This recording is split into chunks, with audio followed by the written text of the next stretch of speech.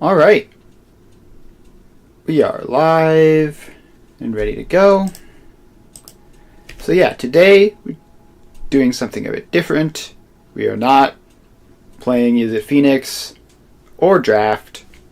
Today we are just having some fun. We're going to do some brawling. So let's get it started. I have added a counter to the stream, which will say how often my opponents immediately concede. So we're gonna try to get that as high as possible. Okay, opponent is playing Nicol Bolas Dragon God. They're probably not the type to instant scoop. They're probably, I mean, they're gonna be a control deck themselves.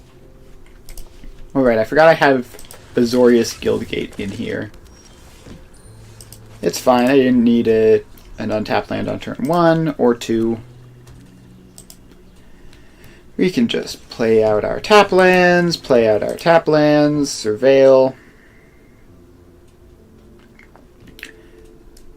Nezahal is a card. I don't think I want to send that to the graveyard. It's not going to be good for quite a while, but when it does become good, it'll be pretty good. Alright, opponent has instant scooped. We got one, boys. Set the counter to 1. Alright. The question is, can we get to 10? Can we get to 10 instant scoops? It would be pretty cool. I didn't even do anything. I literally just played tap lands. Alright, Rafine Scheming Seer. So Rafine is actually like a good card, so that's kind of worrying. They might have a chance to win, and that might prevent them from conceding.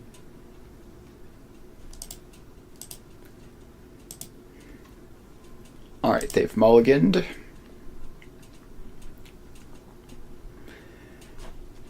Alright, so Rafine is a creature deck pretty much, so I'm going to fire off the Spell Pierce on like literally any legal target. Mausoleum Wanderer, Mox Amber. Okay, well, I'm going to Spell Pierce something if I get the opportunity. Otherwise I will simply cycle Lorien Revealed. Serra Ascendant. That's 30 or more. Okay. Well, I'm going to take a Hallowed Fountain for double white. And I don't have anything to spend 2 mana on this turn, so I'll play the Hallowed Fountain tapped. Keep Spell Pierce up, and this will let Absorb be up in the future. Alright, Rafine hits the board, which probably I'm definitely gonna need a sweeper at this point. And Serra Ascendant is getting closer to the magic number. I'm gonna play a Narset simply because this might mess with them. They might try to do some nonsense. Ooh, Settle the Wreckage. Haha. Alright. You don't love to see it that they know about the Settle the Wreckage. But we'll see if they try to connive. Alright, they have discarded a land for no reason. I'm going to say nice.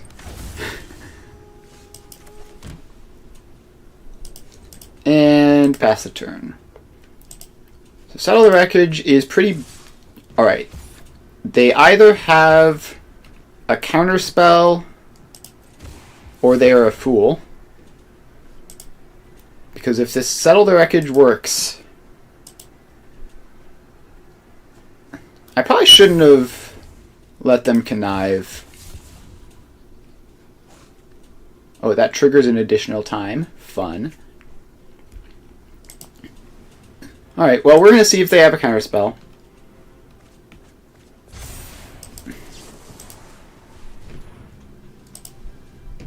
Please don't counter me, bro. Please don't counter me, bro. Dang. They very predictably had the counter spell.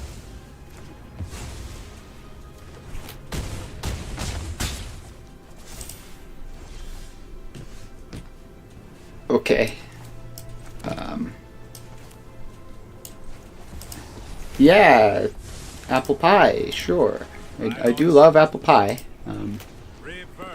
Well, I'm gonna send the Sarah Ascendant back, and then hopefully I stay alive and draw a sweeper.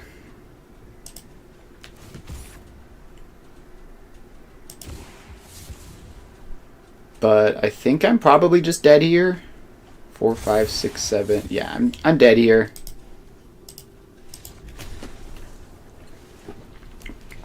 Yep. It was a good match. You know, as short as it was. There was some interaction. I had a chance if they didn't have the Flusterstorm.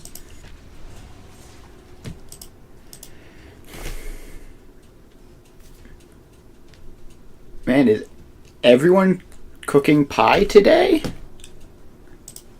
That sounds great. I should get a pie. I do like pie.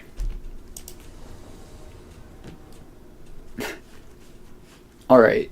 Triple Island. Lauren revealed gets me my white mana. Opponent is playing Gonti. So they're going to try to steal my spells. Ooh, Search for Azcanta is pretty good. So I'm going to immediately cycle Lauren revealed, get my white source. Is that one more? Yeah, okay. So they're just going to try to deal damage. They're going to try to hit me with unblockable creatures. I'm going to search for Azcanta. 25 starting life feels so good coming from constructed formats, or 60 card formats where you only have 20 life. It makes control so much easier.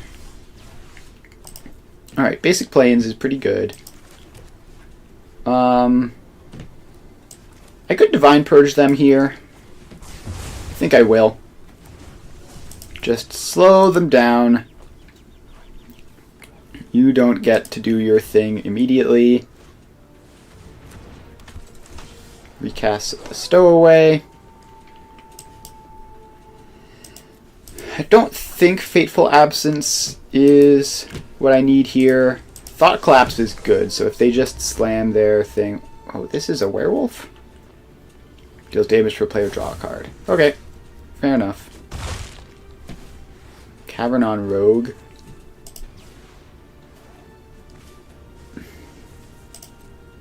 Cavernon Rogue gets a Slitherblade into play. Shark Typhoon is exciting. Do I Cleansing Nova here? Or do I run out to Teferi? I think I run out to Teferi and have Make disappear as an option. Alright, they're going to Siphon Insight. Understandable. Trust me. Do I tempo them? No, I think I just need to have my counter magic open, if at all possible. Alright. Planar Genesis is just a ramp spell. And they even bricked on it. So that's fun.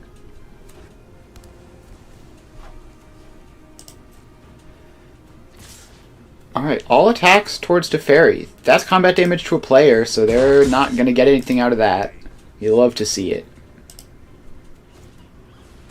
Chromatic Lantern. Can't counter that. I'm going to cycle with this Censor. The odds of it being relevant are pretty low at this point. Another Sweeper is great. Loyal Warhound is kind of good. I'd love to draw a card here. So I can't Loyal Warhound plus Sweeper. So I will just Day of Judgment. If they hit me with the counterspell, dang. Alright, well it would have beaten Make Disappear anyway. But that's fine. I do have a Cleansing Nova and a Split Up.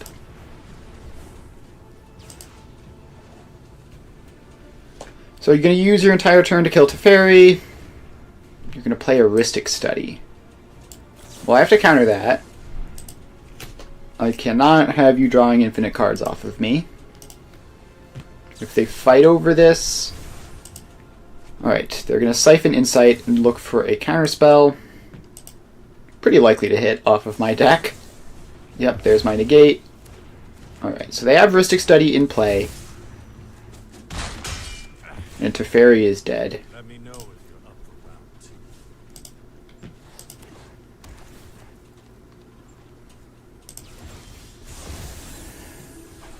round 2. Field of Ruin.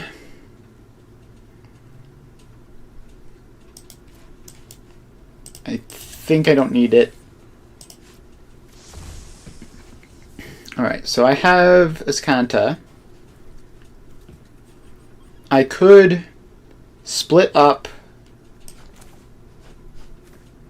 get rid of all tapped creatures, and pay the 1?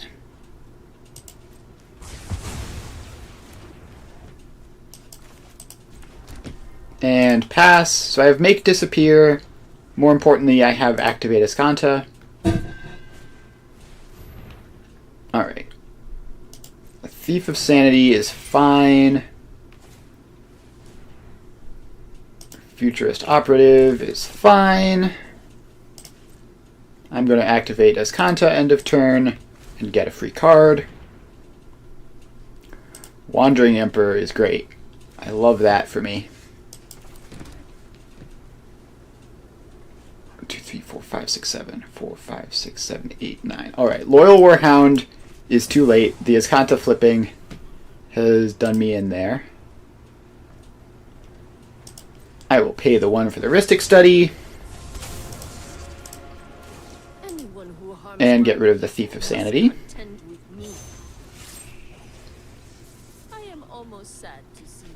And this is...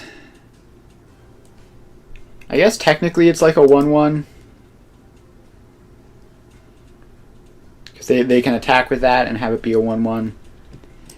So Wandering Emperor is going to die here, unfortunately.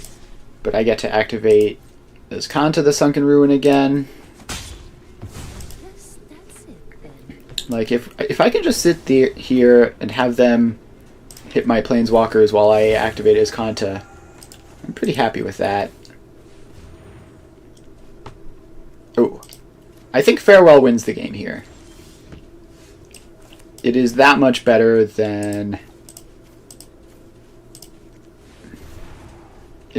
Farewell is significantly better than anything else. So do I pay the 1, let them draw a card, or do I hold up Absorb? I think if they just go to recast Gonti, I think I can Make Disappear it. I have not done the math, but 4, 5, 6, 7, yeah.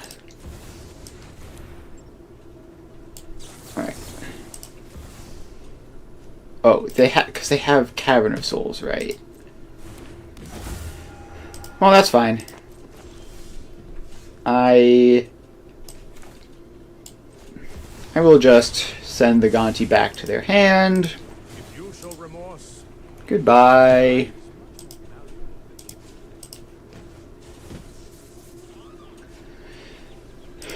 Loyal Warhound is unfortunately much too late at this point. It's probably never going to trigger. And they put that in their library. Alright, so I have to look at these 3 cards, give them a face down pile and a face up pile. Okay. face down pile is gonna be...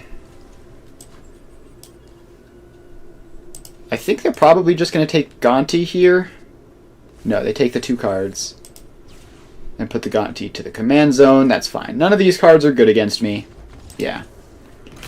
Alright, that was not an instant scoop. They really played it out and tried. That was a reasonable concession.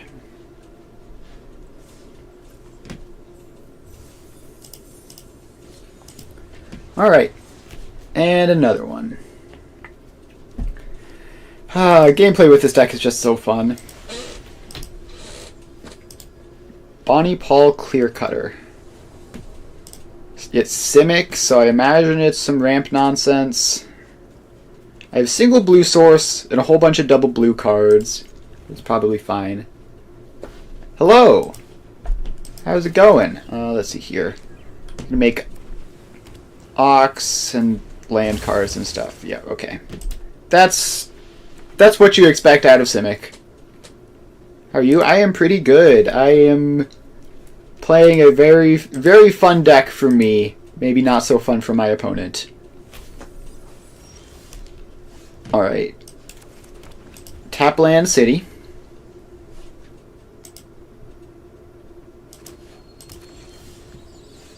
Alright, we got away with Tapland City. And now I think we just slam Narset. And your commander is trying to draw cards. So have fun with this. Man, why do I have to hit like 3 of the best cards in my deck? I think I take Settle the Wreckage. Just like complete psychic damage if they ever try to do anything for the rest of the game. Alright. You are acting very suspiciously. If you are a bot or a scammer, you're trying to sell me something, please just leave.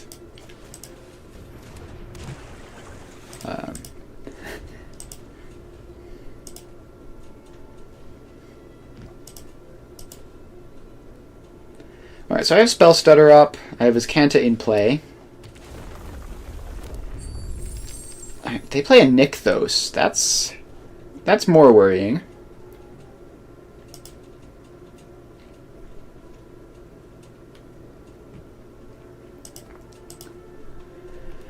Nykthos is probably not going to add a huge amount of mana here.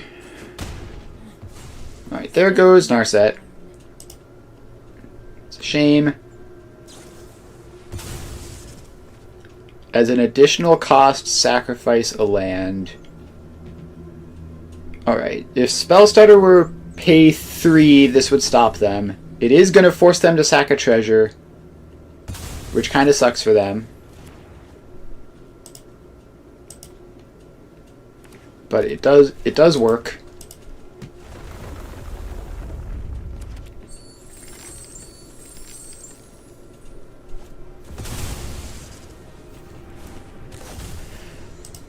And Blossoming Tortoise. Alright, that's fine.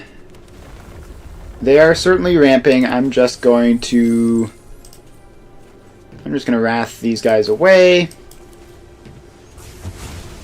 Goodbye.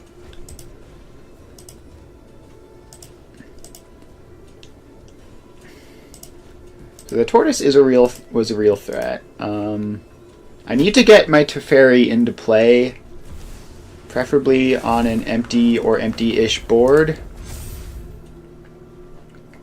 Bristly Bill. Alright, that's their only creature in play, so I can Teferi bounce it. They're looking for lands. Excellent.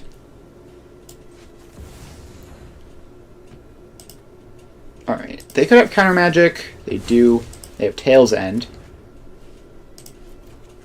I don't know if I own a copy of Tail's End. If I do, I should probably put it in this deck.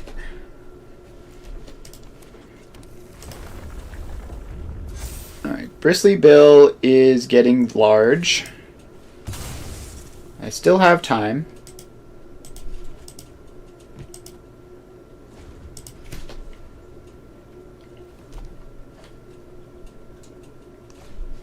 I can Sublime Epiphany. Alright, Zendikar ramps them and then becomes a thing. And then they're going to attack the Zendikar to get the thing, probably. That's a big bristly bill. To Great Henge. Alright. And then I assume they're going to double the number of counters on Bristly Bill. No, they're leaving Zendikar unflipped and just smacking me down to 13. Alright, well, I'm going to make my land drop. And this time, they do not have any way of stopping this. You need to slow down. So now they can play Bonnie Paul, I guess.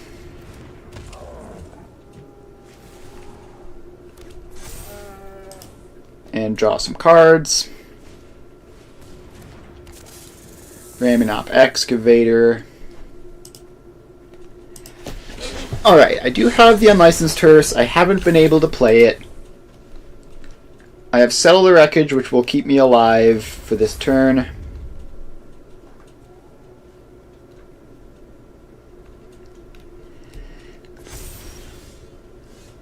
Oh, Day of Judgment. Fantastic. You love to see it. Alright, you all get out of here. Unlicensed Hearse. Draw a card. We need to move quickly. And let's grab some lands out of their graveyard, just sort of at random. So I need double blue for Sinister Sabotage, so I'll have that available. None of these guys are creature lands. No, that is a creature land.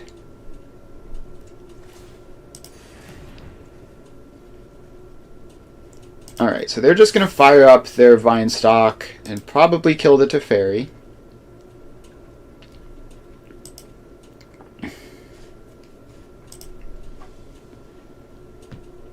And this doesn't do anything without other creatures, so that's perfectly fine. Do they just recast their commander here?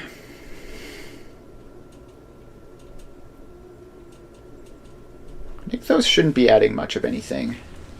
I mean, yeah, Nykthos is just break even, like that is the same thing as tapping it regularly.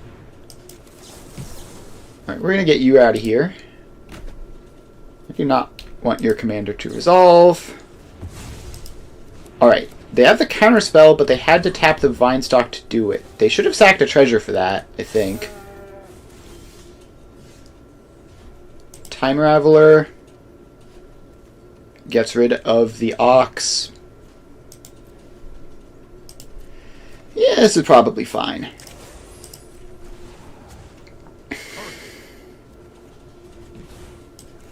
Alright, yeah, so let's Time Raveler. I can no longer stand by and watch. Fizzle the Ox. Play a land. And take some more land cards out of their graveyard. Now, do I just Fateful Absence this immediately?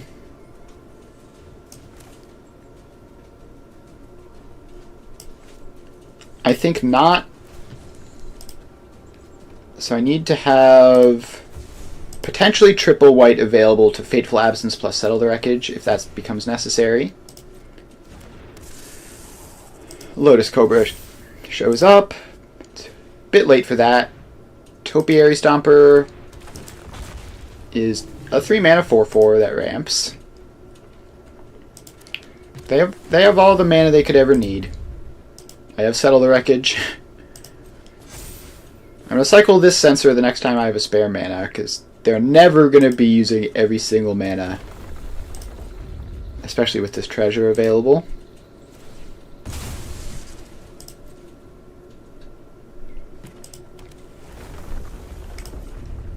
Alright. What are you going to be doing with a billion mana, opponent? firing up the vine stock.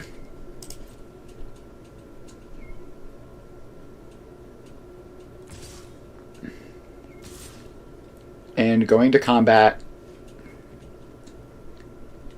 Alright, well, show me a counterspell. I'm not going to give you the opportunity to top deck it.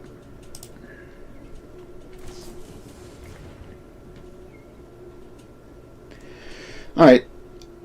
They have memory lapse, which is fine. I would love to have that card to draw next turn. And let's see here.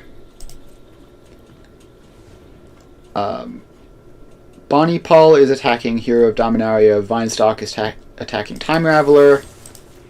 So I will kill Bonnie Paul to keep my commander around. Unless they have... Nope. No more counter magic.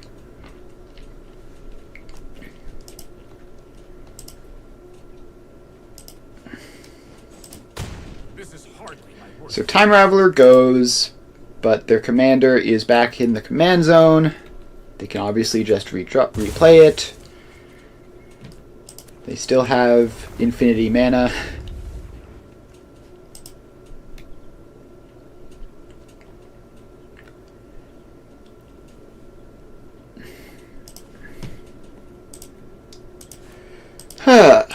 This is fun. They've hovered over Unlicensed Tourist and searched for his Canta. Does that mean they have like a destroy target artifact or enchantment and they're trying to decide what to kill? No, they're just simply recasting Bonnie Paul. I would love to draw Settle the Wreckage, thank you very much. I'd love to draw another random card of my choice. That's pretty good. Let's see here.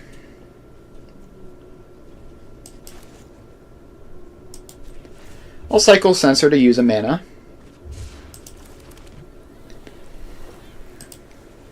And I think this is free. No, I want to have Sublime Epiphany available. I think this is enough mana. 3, 4, 5, 6, 7, 8, 9, 10. Yes. So I can Settle the Wreckage and protect it with Sublime Epiphany, which is nuts.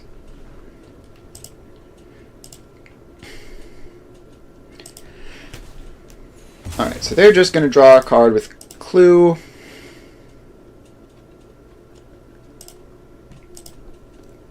This game is very close. Emrakul,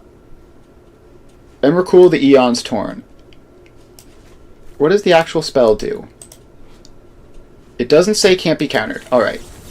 Counter target spell, counter target activated ability, return non-land permanent to its hand, draw the card. Counter spell. You go away. Target player draws a card. Oh, thank you, Sublime Epiphany. If opponent has a counter spell to protect this, it's over, but...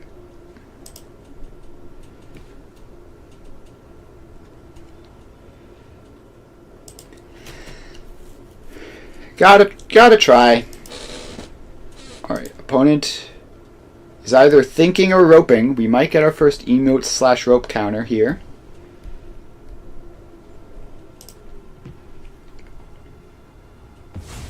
Alright, there goes the Emrakul, there goes the 15/15. And by the way, I still have Settle the Wreckage.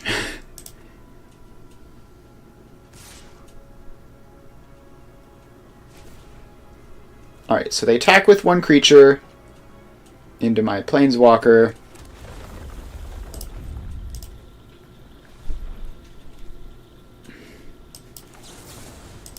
I will Fading Hope that. Keep Settle the Wreckage around for later. Elspeth Conquers Death can get the Great Henge out of here.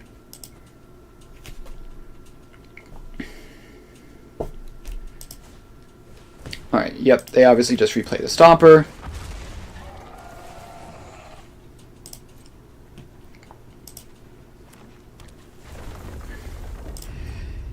And get a huge amount of value They're at 57 cards left. Alright, the mill them out game plan is... Oh no!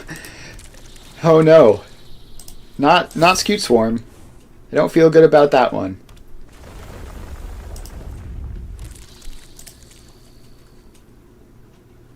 That sure is gonna make them a lot of Scute Swarms.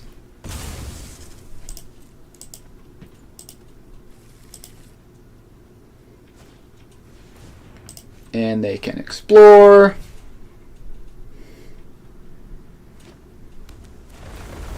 And make even more Scute Swarms. Is that non-token creature? Alright, so at least they're not going to draw their whole deck. But yeah, I need a Hard Wrath this turn, or well, Settle the Wreckage can buy me a turn. So I need a Hard Wrath in the next couple of turns, basically, or I lose.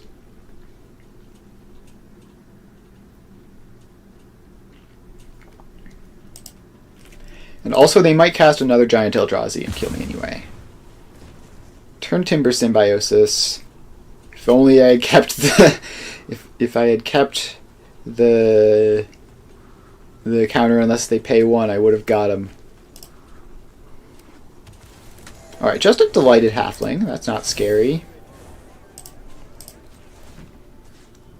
I guess I'll Unlicensed Hearse. Get rid of the Emrakul in case there's some recursion or something.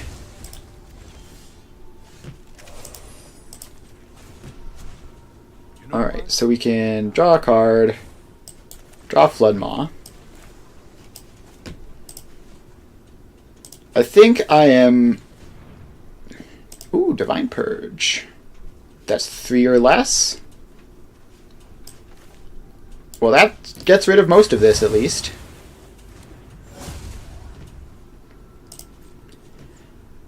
So let's do that. And untap some mana. I still have double white available for Settle the Wreckage. Now, they can just recast all this stuff, but it's going to buy me yet another turn. And if I buy enough turns, eventually I win. Mythweaver Pock. Alright. That's terrifying.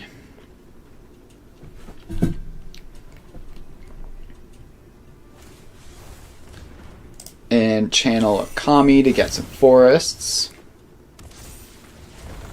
Play a forest and conjure a forest.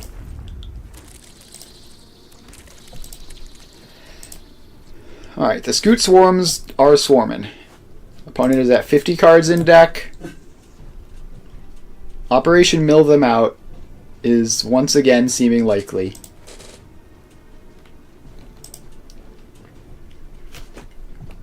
If I can just...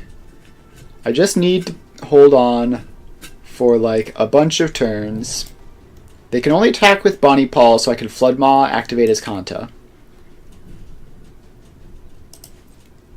And I think I let them attack.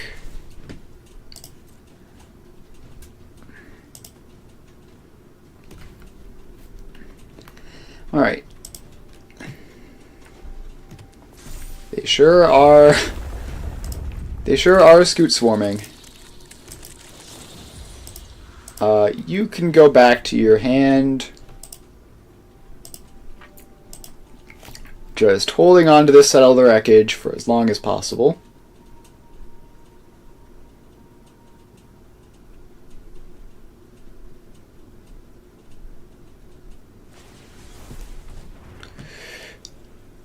Alright, Channel Otawara is fine. I'll put Teferi to hand.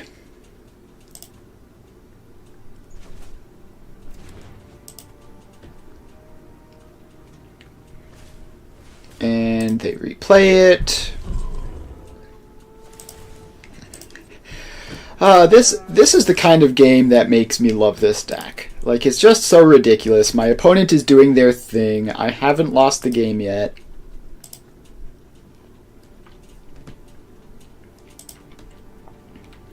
I think this Azcanta trigger does need to hit a Wrath. Or obviously a top deck Wrath.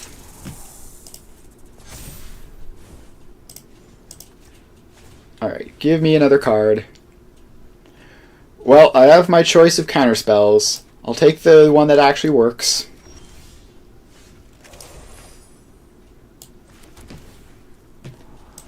Scry another land to the bottom. And activate Escanta again. Split up is awkward, but workable. So I could play Teferi and have Settle the Wreckage, or I could not play Teferi and have Settle the Wreckage plus Saw It coming. I think the Settle the Wreckage is so important that I just need to be able to protect it. Now please attack me with everything. Please just lazily click attack all.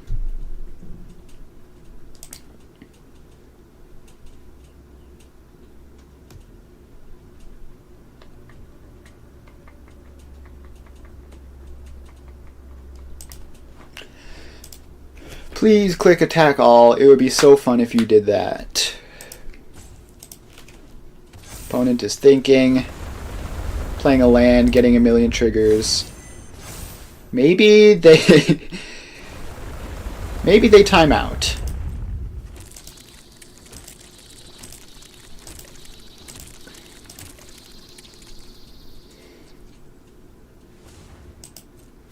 Alright, even more Scoot Swarms.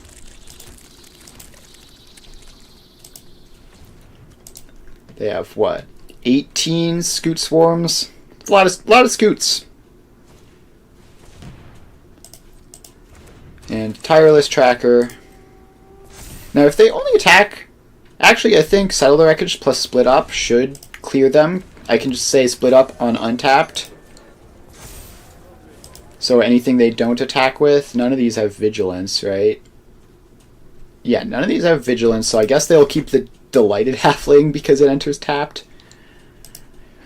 But I think Settle the Wreckage plus Split Up should have me covered here. Topiary Stomper. So obviously they could have counterspells. They've cast a couple counterspells already. Hopefully those are all the counter magic in their deck.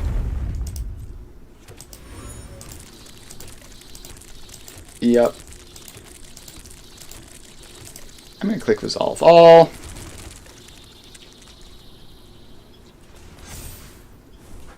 They are at 42 cards in deck. Ever so closer to decking themselves.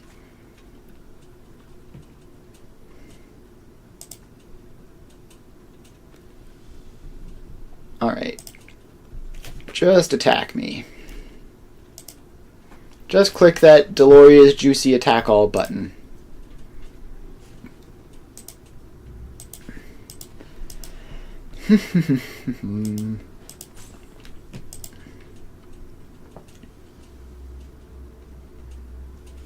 Alright, pass to attackers.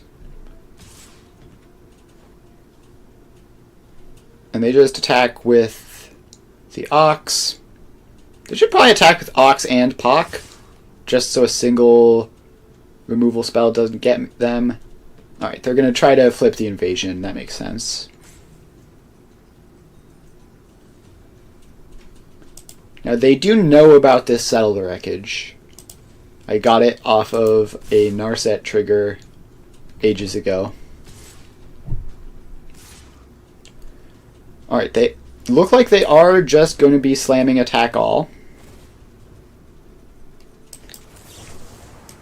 Well, I'm going to Settle the Wreckage you and saw it coming counterspell.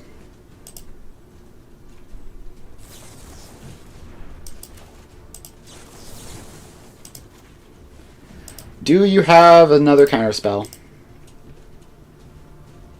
Oh. Ladies and gentlemen, we got him.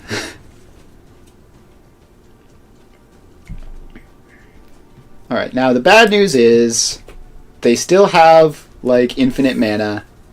This taps for 38. So Nykthos taps for 38. Yep. There's some Scoot Swarms in play. There are a couple of Scoot Swarms in play. Now, I honestly, like... I wish these... I wish those were untapped. Nissa send in Animist. In case of the something something. You can look at the top card of your library, play lands, and cast creatures and enchantment spells. Oh no. That's not good. Alright, so they have an 8/8.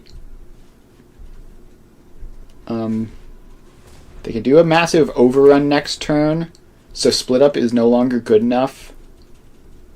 Because the Delighted Halfling Topiary Stomper will kill me.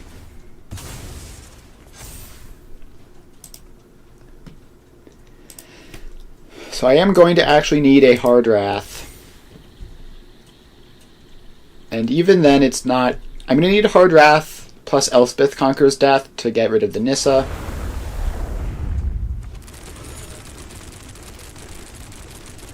Yep.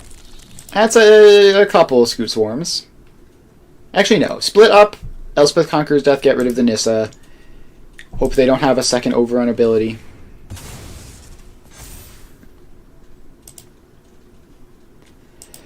Oh, this opponent is doing their thing. Case of the Locked Hothouse. So that's fun. Alright. Split up. Destroy all untapped creatures. If you have a counterspell, I'm cooked. You don't. Alright, Elspeth Conqueror's Death. Get rid of the Nissa.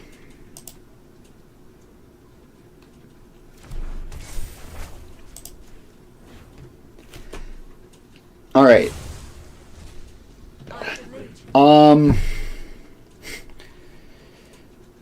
I guess I will hold up mana and activate his Kanta end of turn. I can't do anything more this turn.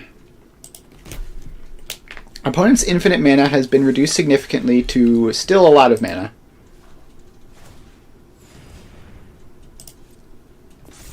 So that's 12 damage, but it can make this a base 3/3. I'll let them deal the damage. They deserve it.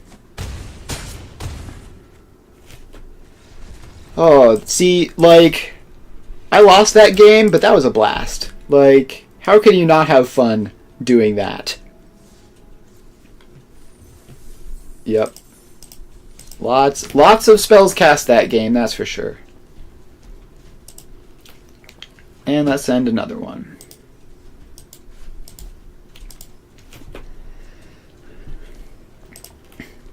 Alright, waiting for opponent, waiting for opponent.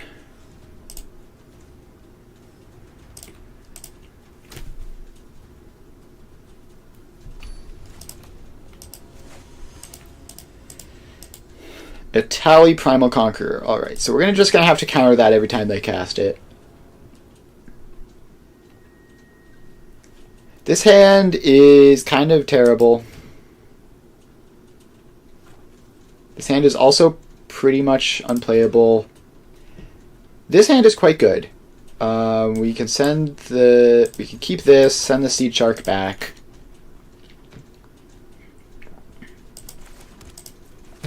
Alright, so we've gone to 6, which is not ideal, but we have some juice. We have a Jawari Disruption, we have a Settle the Wreckage. Alright, well, I'm gonna Jawari Disruption them. First chance I get. And play a Field of Ruin, I guess. So I have double blue. I have like triple white. They have Chromatic Lantern. I could blow up the Chromatic Lantern, but I think I'm fine not doing that. So Atali off my deck is mostly going to hit counter spells and board wipes, which is probably not what they want. But they can hit some crazy stuff off their own deck.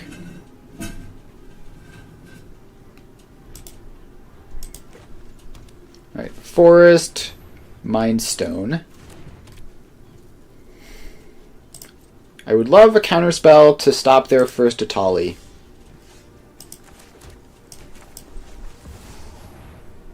I think... I mean, assuming this resolves. I think... Alright. That goes in the instant concede. Alright. Instant scoop counter up to 2. I was gonna bounce their Chromatic Lantern so that they couldn't play Atali on their next turn, and that would give me more time to draw into either a land for the Epiphany or just like any other counterspell. The good old do basically nothing until turn 5. Play your commander, your opponent concedes on the spot. Alright, we have Warhound on the draw. This is just like... I put this card in the deck for this situation. I'm relied on an island, so I can spell pierce something if it becomes relevant. They are Golgari land stuff. I think I just foretell saw it coming. Now, obviously, they could play something scary this turn, but they don't. Alright, so I get to ramp.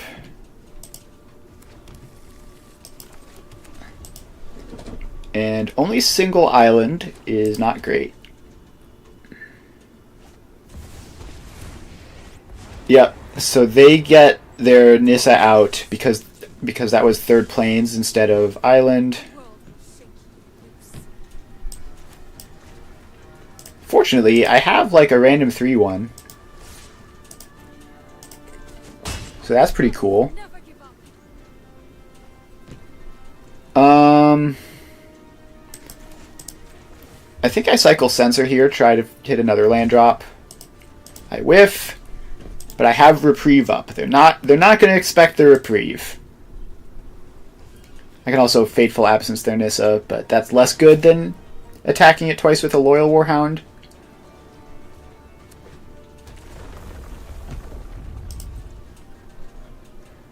So this could get pretty big pretty quickly, and then the -5 is just get a thing.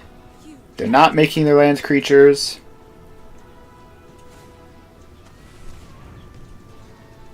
Alright. Well, that gets reprieved every time.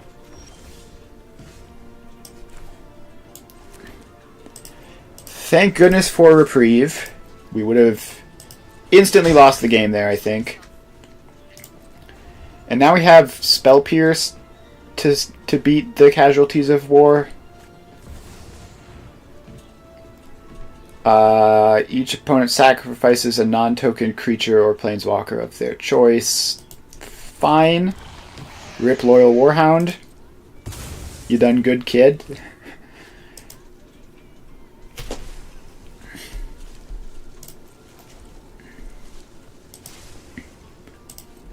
Alright. Well...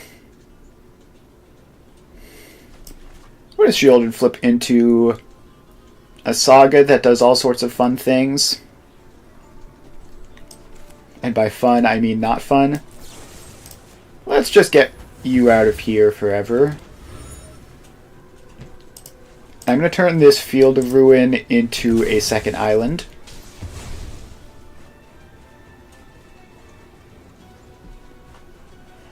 So this does give them the mana to crack the clue. I don't really care.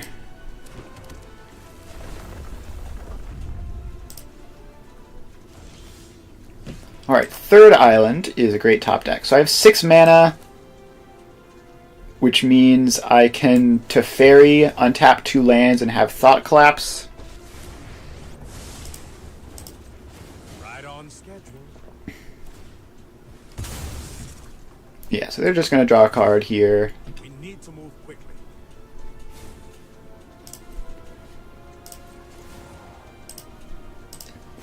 And I have double blue white, which is the most flexible in terms of what I could potentially have that they need to plan around. I would love for them to just try to slam Casualties of War so I can get that out of the way.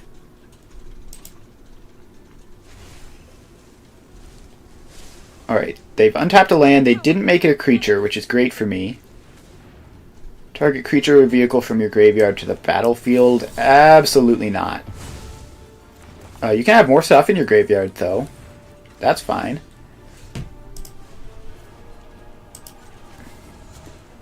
You know what? Alright. And we draw. And now we get a Relic of Progenitus down.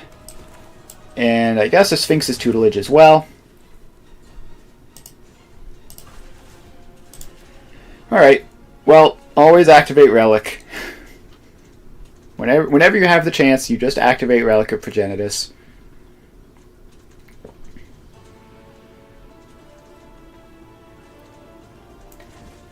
So they're a Golgari deck. They're going to have all sorts of graveyard recursion. So let's just get that out of here as much as possible.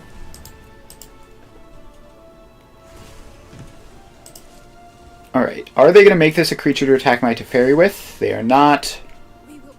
They probably should be doing that.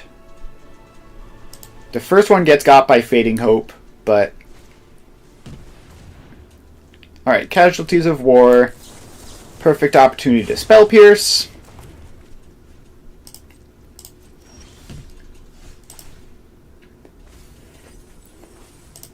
And... have fun. Your graveyard will be full.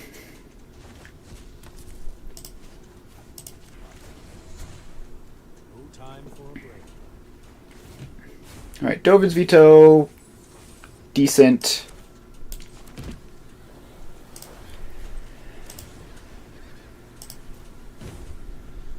Well, the bad news is their Nissa is at 5. So they get to put a creature from their hand onto the battlefield. Every branch and bone fights for Zendikar. Alright. Well, you can just go back to hand. And I'll counter the Solemn Simulacrum, I guess. And they kill my Sphinx's Tutelage, which is certainly a choice. Alright. And they concede. That will not count as an instant scoop.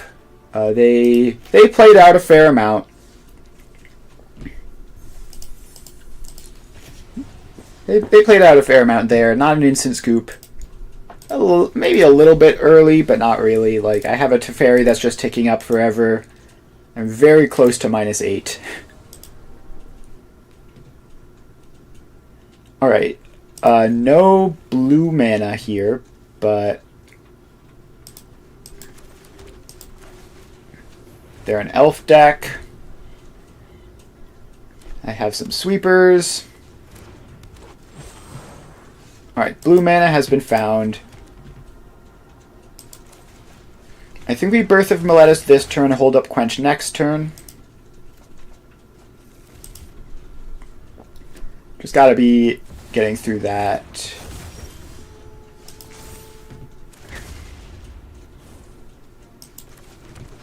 Alright, so we have Quench, Spell Pierce. Quench probably going to be much better than Spell Pierce. That's X's greatest power among creatures you control. Alright, I will quench the Beast Whisperer.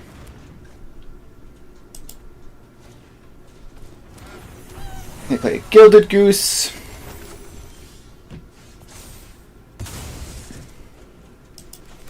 Alright, I get my 2 life. I even have a random 0-4.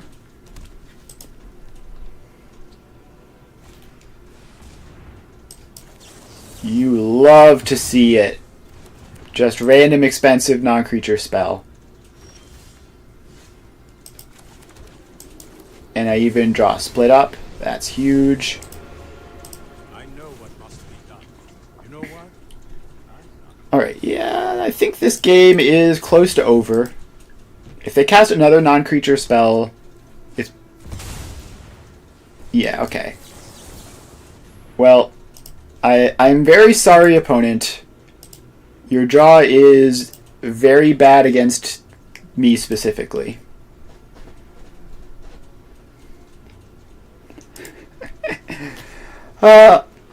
It's just such a fun time.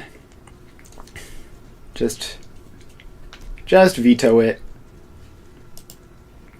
And now they are pausing. I think this is going to go on emote/rope.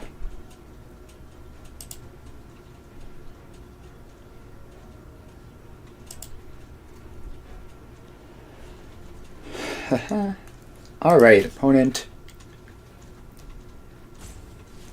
They are absolutely just roping. Well, I do love sitting here with a Dovin's Veto on the stack. It feels pretty good. I'm gonna add one to the emote/roping counter. Alright. We've officially got one.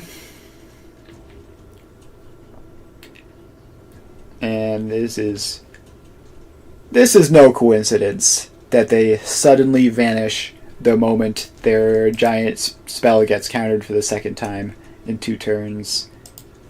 Like, they are just salting off. It's, yeah, honestly, like, you'll love to see it.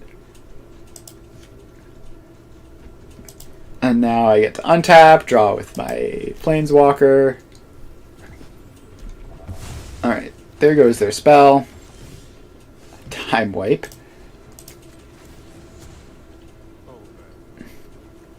Alright, well, I will destroy all tapped creatures.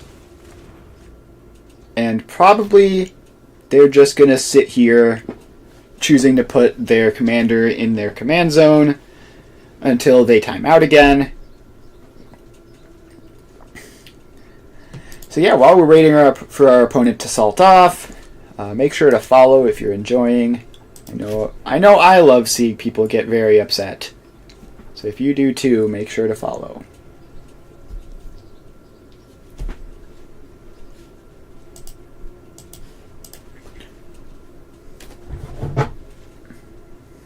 Alright, let's see here.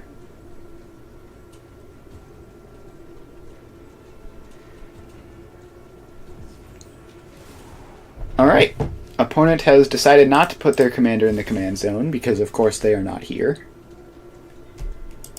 And now we wait just a little bit longer.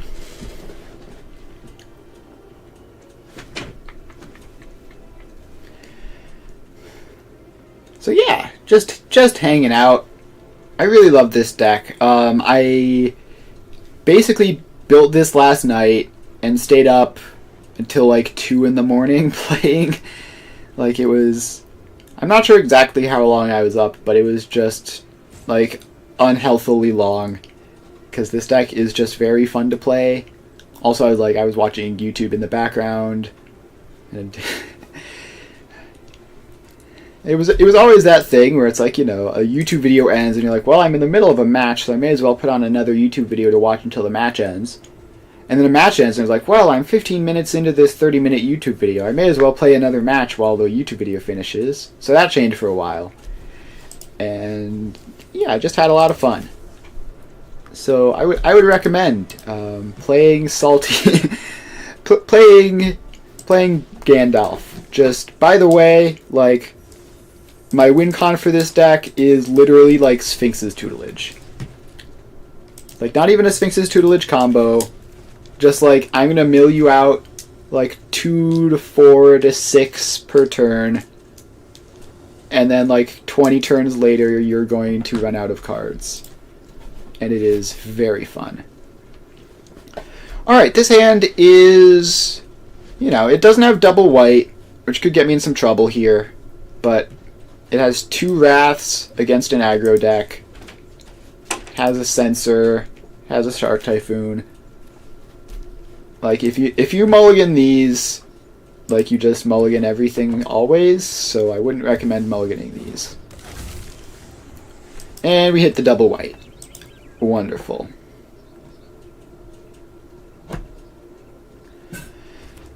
So now the question is, do I play planes?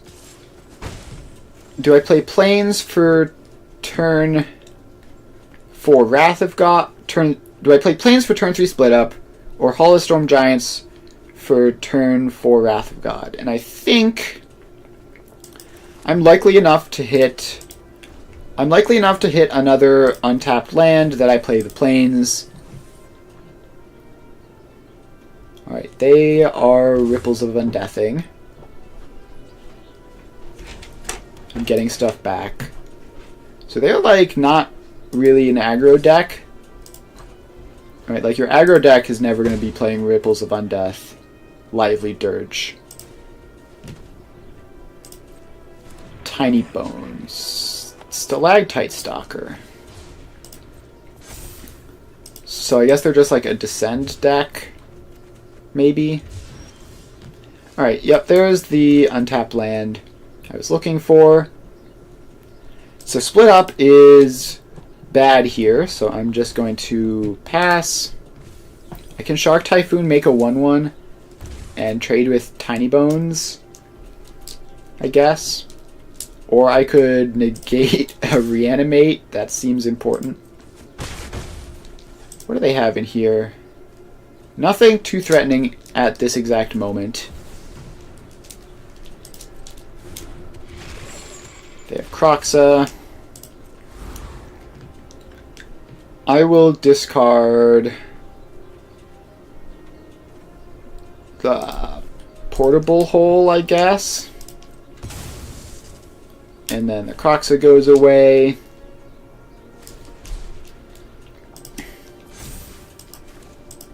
Alright, well, Reanimate's a sorcery. So I can cycle the Shark Typhoon, get a Shark.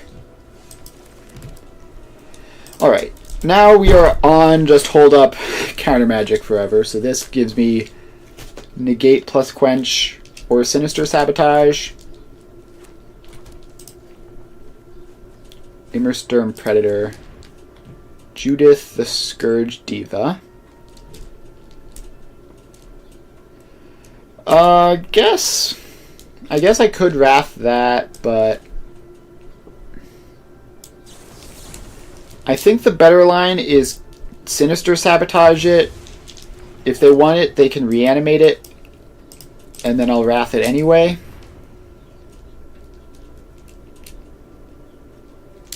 And that also like gets the reanimate out of their hand, as well as the Judith. Alright. So I can save myself 1 point of life here. That's a non-token creature, so that will count itself. This is a good time to get a tap land out of the way. And Wrath of God, I will take 2, but that's not a huge deal. Still at 13.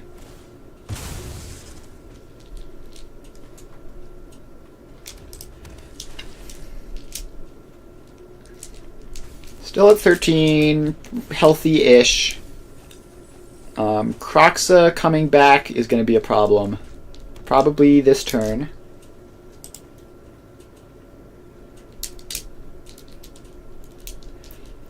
So how do I even beat Croxa? I guess I can Teferi Tuck it. Oh, they're not Croxing. They are Lively Dirging. Well, that's what Split Up is for. Alright, we get 3 cards out of them. We get 3 cards out of the Split Up. So that's pretty huge. Destroy all untapped creatures. And I guess I'll play a tap land. Both of my counter spells are up anyway.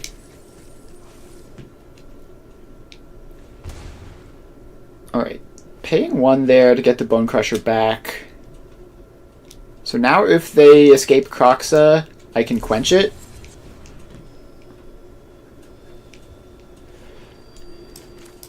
I'll negate that.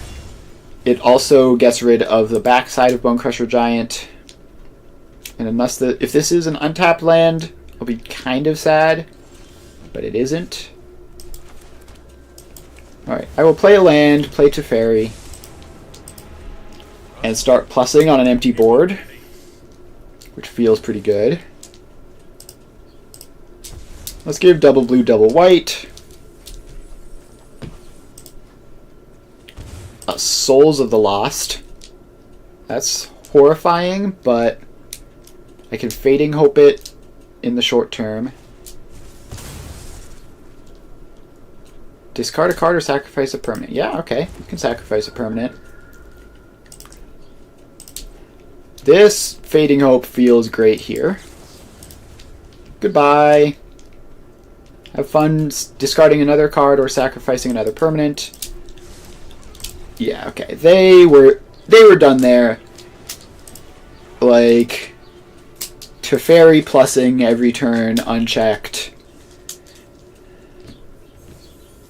is... I mean, they had the Croxa, which would have been like mildly a problem for me. They hadn't cast their commander at all. So I don't think they were dead there, but I think it's a reasonable time to concede.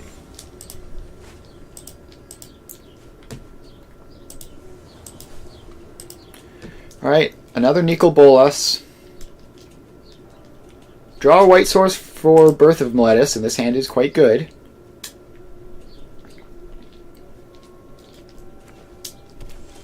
Alright, I drew a white source for Birth of Meletis. I'm going to lead on Cave into Hall. Psychic Frog. Oh no. Well, the good news is my deck is full of removal. The bad news is I don't have any in hand at this exact moment. And Psychic Frog is a terrifying clock. And card advantage. And just overall unpleasant to deal with.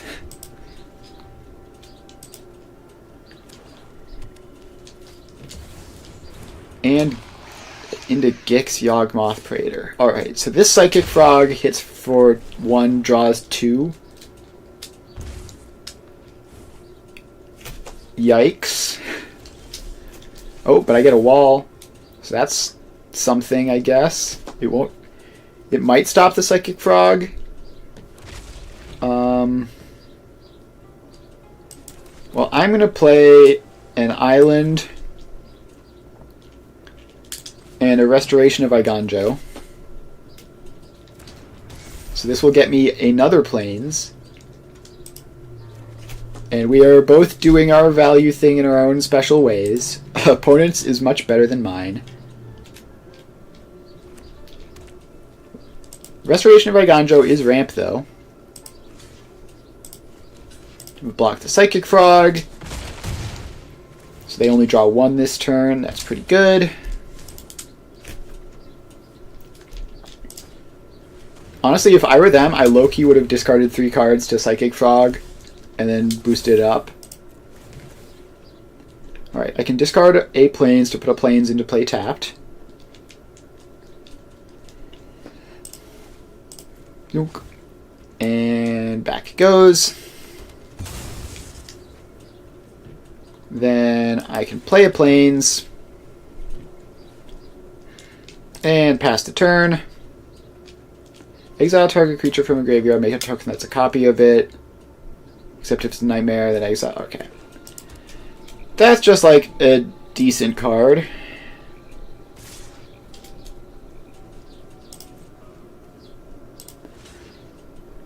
Alright, I think I block the Gix, Fateful Absence, the Psychic Frog. Although this is just playing into their hands. Like, now they get back... Now they can cast Nicol Bolas this turn. They have triple black, red, blue. And I only have 2 mana up. doesn't work with my 3-mana counter spells.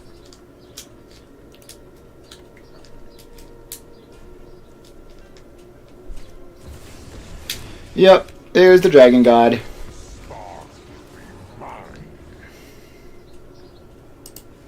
I will get rid of a random counterspell. Keep this wall around.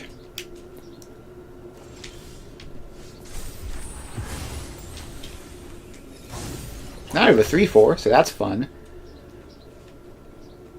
This 2, 3, 4, 5. So that's 6 mana. So I can't do that. I can do Cave of the Frost Giant attack. But I think it's going to be better to just get my own Planeswalker ticking up. Sorry, I'm late. No time for a break. And have double blue-white available. So Nicol Bolas Dragon God has a million abilities. I do not know what half of them do.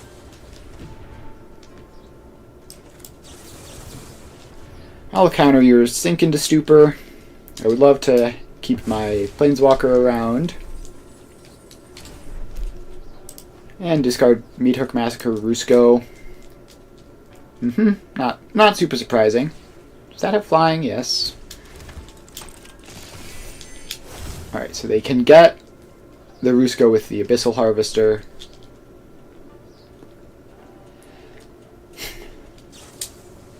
And regular cast Cyclonic Rift onto Teferi.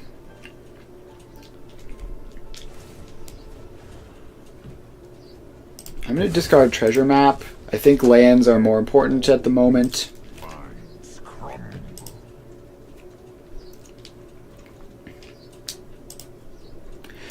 But the problem here is that like all of this is going on.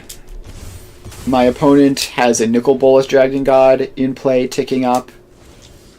And I don't, so it's kind of awkward.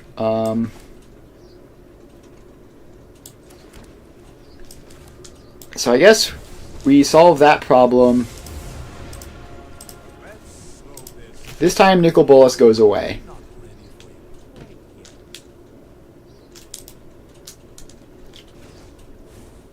And all of those have... Yeah, so all of those are unfortunately CMC 3 or greater. I could like Portable Hole a Clue, but that seems bad. Lightning Bolt. Teferi. Lightning Bolt. Teferi goes to Command Zone.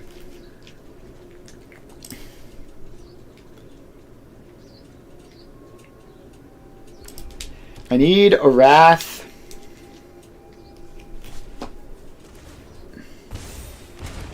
Yeah, I absolutely 100% need a Wrath here. Oh, Liliana. Cool. That's fine. Totally fair and beatable. Alright, they've milled their commander. Put it to the command zone. That makes sense.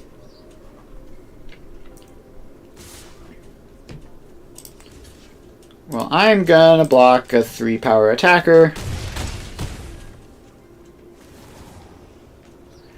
And my opponent gets to draw 2 cards.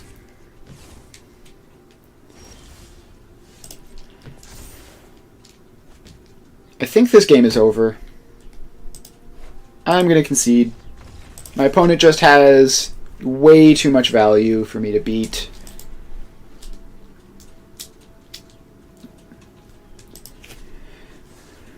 They are very much interested in playing the control mirror. If I drawn a board wipe there, then maybe I play on, and like maybe they mill themselves and they run out of win cons, but seems unlikely. Dragonlord Ojitai. Alright. We'll keep this. Play a turn 1 Relic of Progenitus. I don't expect it to matter. we're probably going to cash it in pretty aggressively. Land tax. Alright. Opponent has decided to never miss a land drop for the entire game. It seems like a good decision.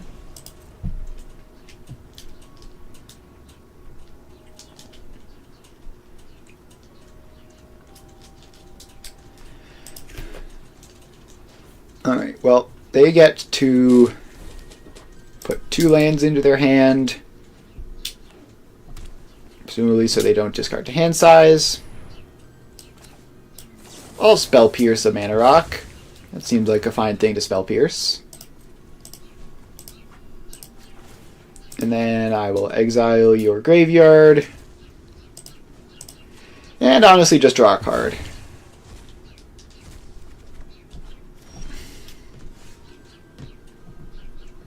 Alright. Just play Plains and pass. I have 2 bounce spells. I could bounce the land tax, but like, I don't know, it seems bad.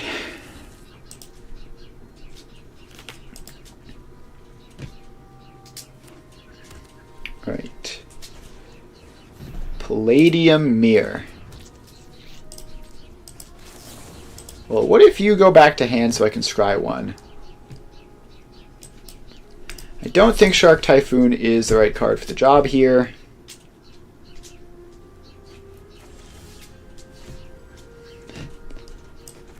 Alright. Now we have a Spell Stutter up, so we get to continue interacting with them. And again, I'm going to fire the Spell Stutter off super aggressively, because they have land tax going. They're never going to be pinched on mana. Eventually, they're just not going to be using all of it. Ornithopter of Paradise. Yep, I'll spell stutter that. So now I can play Teferi.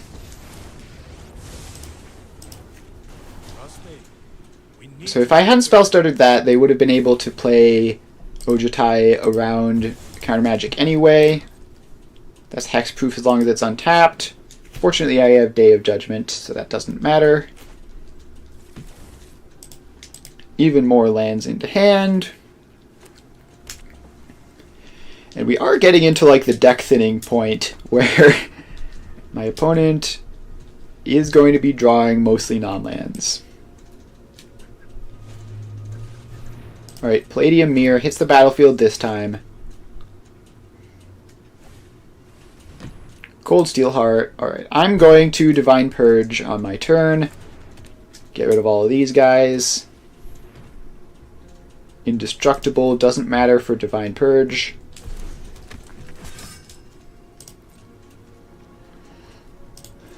Alright, we untap. We draw with Teferi. Alright, more white sources is not ideal, but goodbye, your board.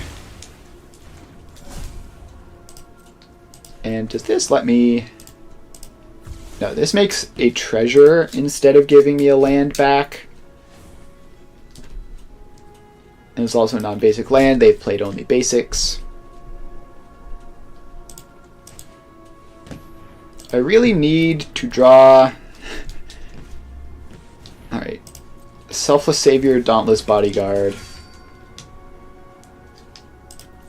I really need to draw a blue source at some point.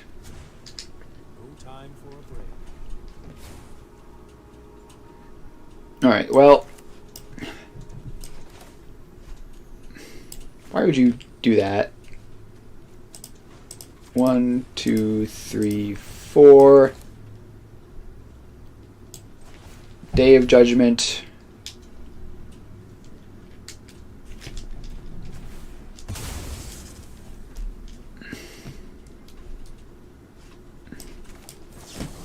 And Dauntless Bodyguard, X equals 1.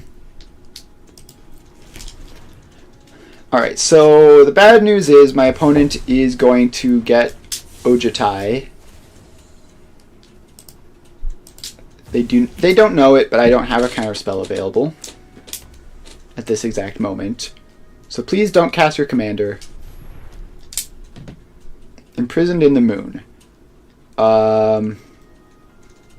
Okay. Well, that's awkward. I can flood on that, right?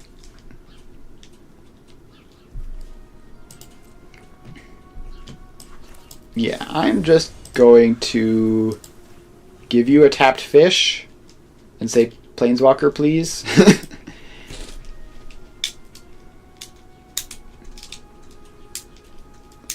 Right, Teferi is going up to 8, which means if I can just...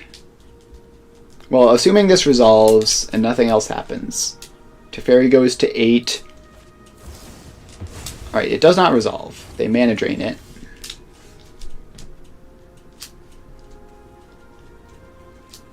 Well, we're at this part of the game, I guess. 5, 6. Why would you have it tap itself for its ability? I don't know, man. I guess we pass. We're going to have to find a way to stop Imprisoned in the Moon. I cannot believe that this card is not banned. Like, so much similar stuff is banned. That one isn't, for some reason. Alright, they're just going to replay their mana rocks.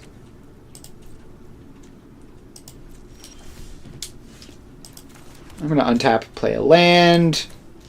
I guess play a Grafdigger's Cage. And I still have not hit second blue after all this time. By the way, if they hadn't countered that, I would have very comfortably ultimated and be hugely far ahead at this point, if not outright winning.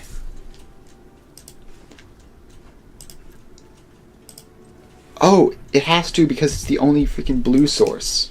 That's why. Alright, well, I'll take 2. Alright, we hit a second blue. Which means now Hall of the Storm Giants can actually be a creature.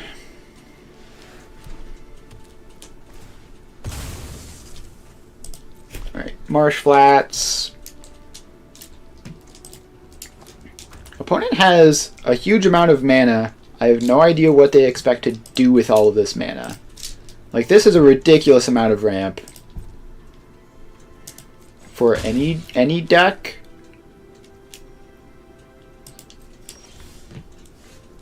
Alright, well, I guess we just keep hitting our land drops. I guess eventually I find, like, Farewell or something. Now I get rid of this Imprisoned in the Moon.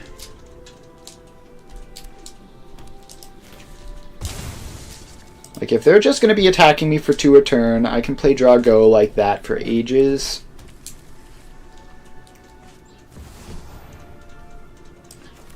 Alright. I would love to be able to Surveil 1. That sounds great. I don't really need a board wipe. I need a way to get my Teferi back. I guess I probably should have kept the board wipe. Yeah, especially with Ojutai just being cast twice in the same turn.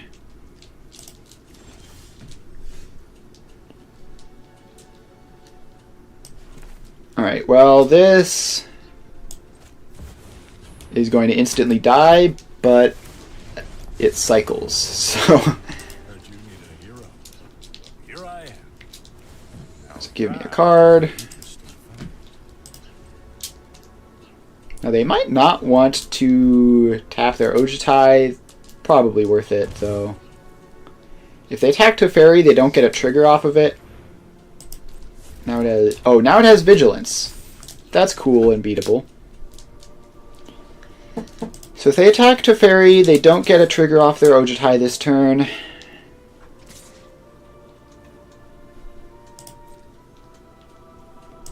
Which is something, I guess.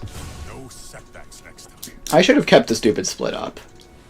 Like, that decision probably loses me this game by a lot.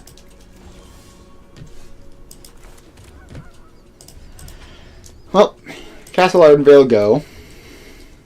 Hall of the Storm Giant does not have reach.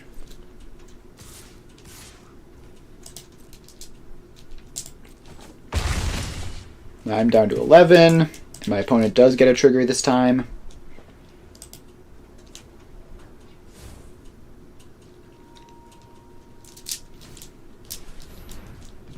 Token of Flying isn't legendary.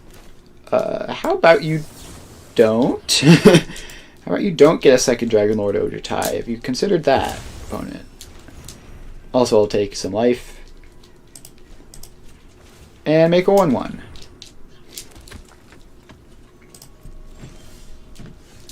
Alright, still not a Wrath.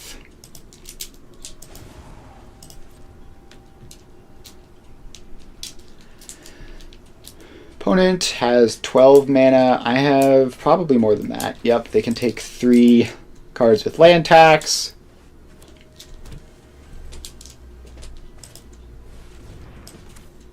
Spark double again. Please don't copy your Dragon Lord Ojutai. I would really appreciate it. And they have stuff that gives indestructible. Alright, well I go to 8. I need to just purely top deck a hard Wrath. And also for my opponent to not have interaction of any kind. I'll make a 1/1.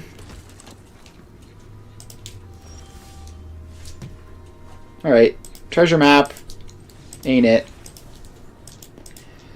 I'm going to concede. Technically not dead, but I punted that game. I think I would have won very, very easily if I just kept the split up. Got rid of the Ojutai.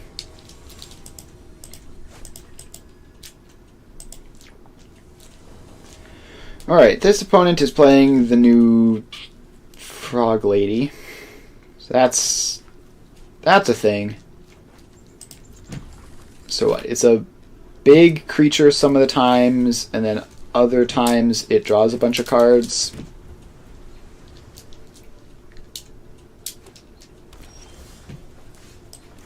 Alright. Well, they're going to play a land. I'm just going to cycle Shark Typhoon for no value.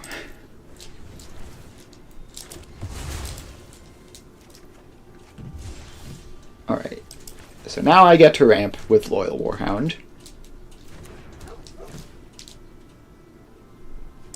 Give me a basic plains, thank you, and I still have Spell Pierce up.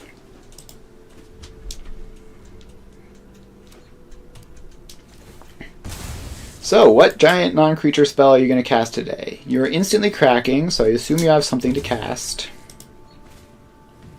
Delighted Halfling? They were waiting on green mana. Alright. Well, I guess I can attack with the Warhound. It has Vigilance.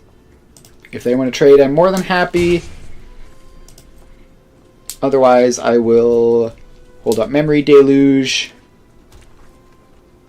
So that makes their guy uncounterable.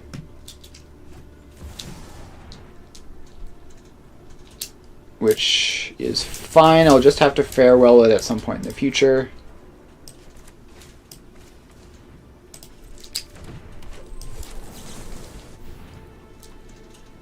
I need a land and another Wrath. I already have 2 Wraths and a bunch of counter spells, so I guess I'll take the treasure map because it's different.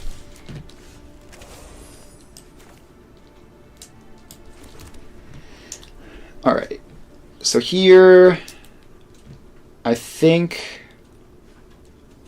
that, how many counters will it have?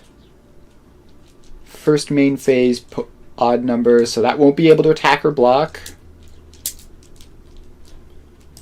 So I'm safe to get Teferi in. Right on schedule. We need And suffering from success, too much value. Obviously not going to attack with the Warhound. discard... I think I'll discard a plains and a treasure map. Alright, so that can't attack or block. Teferi is safe-ish this turn.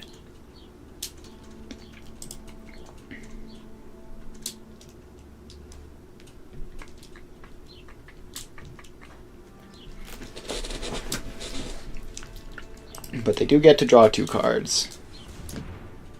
And fight rigging. Alright. Well, that could get them a very big creature. Fortunately, I am just going to farewell on my turn.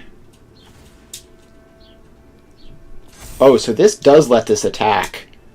That's gross. And also draw a billion cards. Alright, opponent has the sauce. Sabsunin fight rigging. What a deck. That's trample, so Teferi is dead either way. To the command zone with you. Yeah, so this gets both effects every turn as long as fight rigging exists. That's messed up.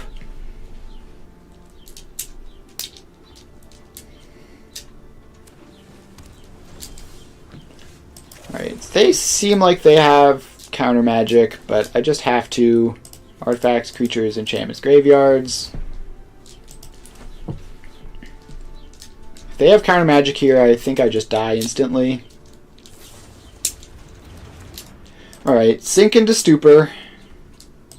At least I still have the farewell for next turn, but opponent is going to get to do the thing again. This card is scary in Brawl. It's just so much value. They have no maximum hand size, because of course they do.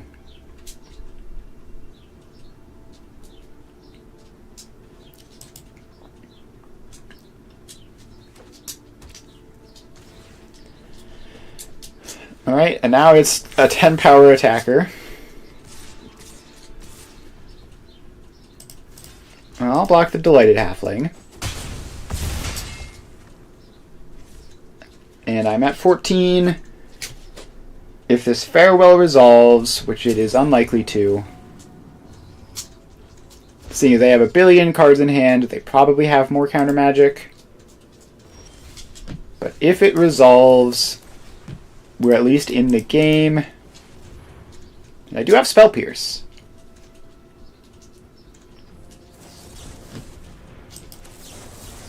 Alright, so we're going to fight over it. And it seems like I win.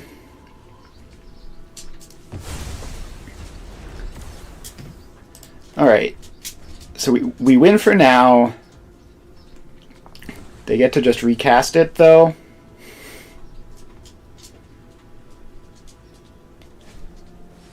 Alright, they're not recasting it immediately. They're playing out some random guys. Smothering Tithe seems great against them. I'm going to play out Smothering Tithe and no witnesses. So the good news is this doesn't have Vigilance, so I can Wandering Emperor it. It draws cards, so Smothering Tithe will give me mana. Or at least tap them down a bit. They could, like, attack me twice with Hollow Storm Giants, and that would be pretty bad for me. But no, they're just going to play Overlord of the Hauntwoods. And a tap land.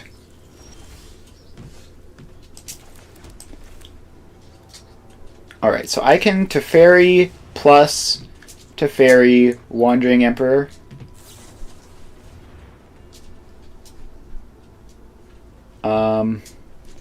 Why does it say I can foretell it? Alright, well, now I think I'm probably just gonna die.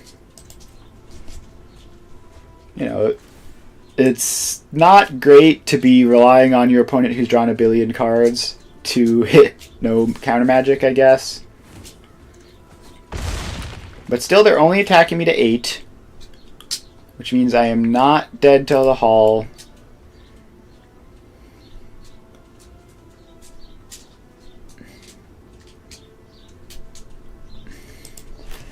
Alright, this game is going to be very difficult for me. Teferi is up to 9 mana. Merfolk randomly are uncounterable. Prime Speaker Zagana. They draw a billion cards, so this is actually decent for me. So they're only going to be able to pay for like 2 of these, or 1 of them maybe. So I have a huge amount of mana now. So that's a big deal. It means I can immediately Wandering Emperor, get rid of the Overlord.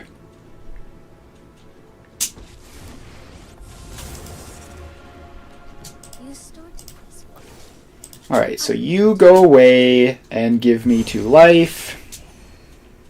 You're done. Then we will play out Teferi. Let's slow this down. I think we plus here. No time for a break. I like having access to cards. And this doesn't have Trample or anything. I think I exchanged the Wandering Emperor for a 2/2, which might Watch for intruders. conceivably be able to defend the Teferi or me. I have 6 mana, so I have 2 counter spells available.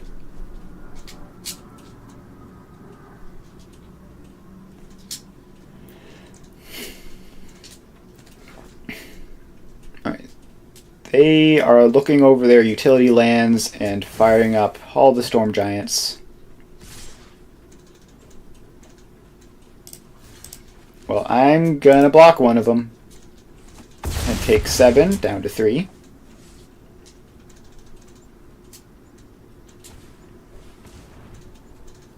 Galta doesn't... Let's see. So, if I counter this, I could get Teferi, Bounce Prime Speaker, single target removal against the Hall. I guess that's, like, plausible enough to be worthwhile. I need single target removal against the Hall anyway, so this does give me an out. It gives me an out that I otherwise wouldn't have.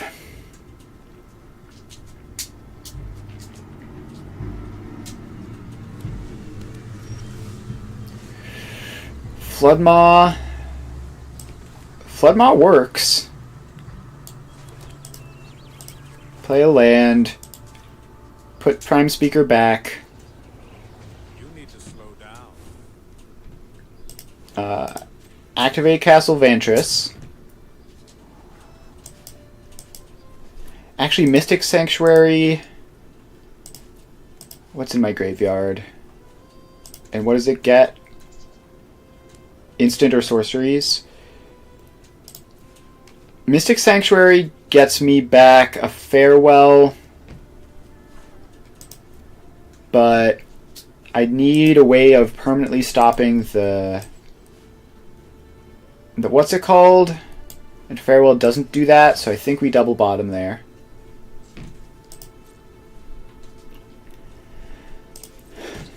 Alright, so we are not just dead. That gives legendary stuff protection.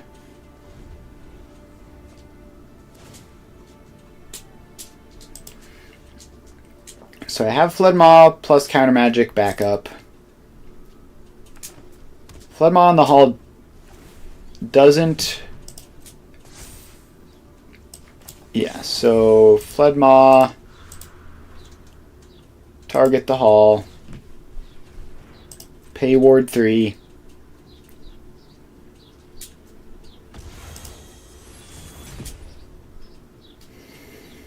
So back you go.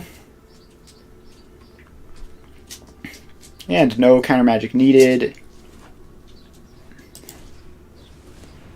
Fanatic of Ronas.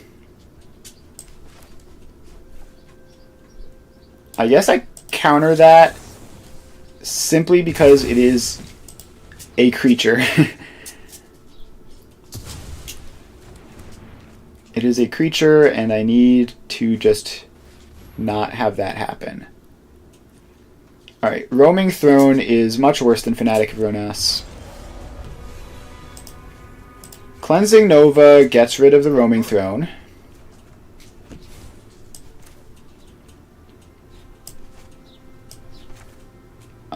So we say destroy all creatures. And I think we Memorial the Genius. Draw 2 cards, play a land.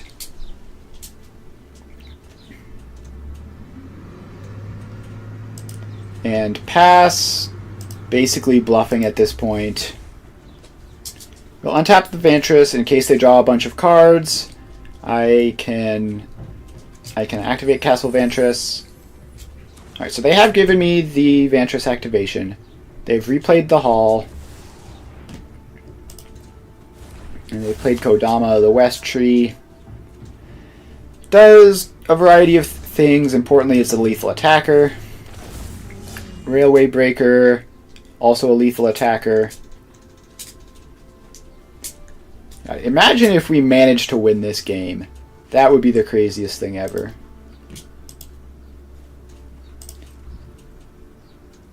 Alright, well, I'm going to Castle Vantress to scry 2.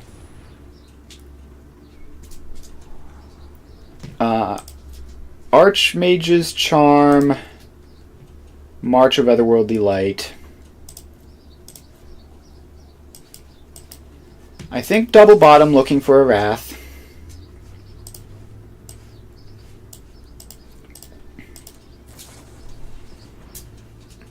Alright, they Cyclonic Rift, Teferi, that's fine, don't really care about that.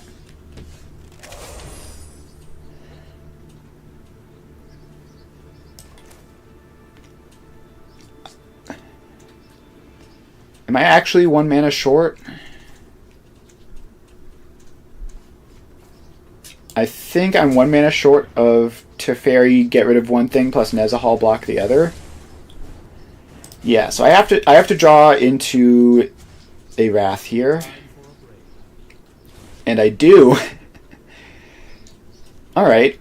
Well, that's pretty cool. Let's play out Birth of Meletus. To just get some more value. Every bit of value counts. And Relic of Progenitus. Every bit of value counts. Exile a card from your graveyard, I guess. So this can stop this from coming back. More importantly, it cycles to draw a card. Settle the Wreckage will stop their attack this turn. And then we can slam Nezahal and hope that that's good enough. Now I have no counter magic. If they have any more counter magic in the rest of their deck, they lose, they win.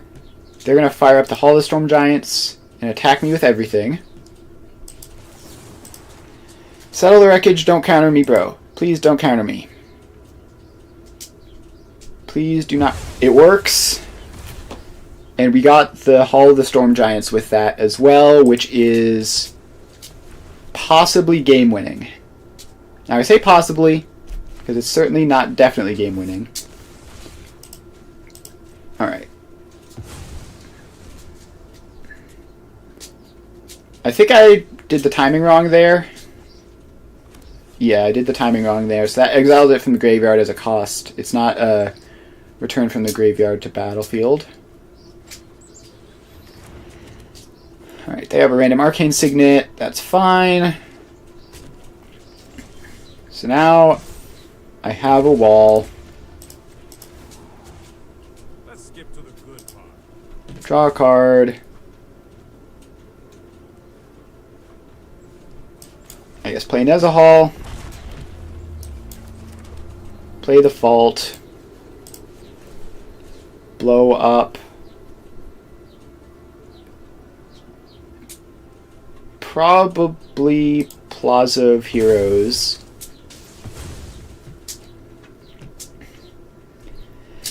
Oh, what a game. Now I have no more interaction. I am purely on blockers. But I do have a Nezahal in play.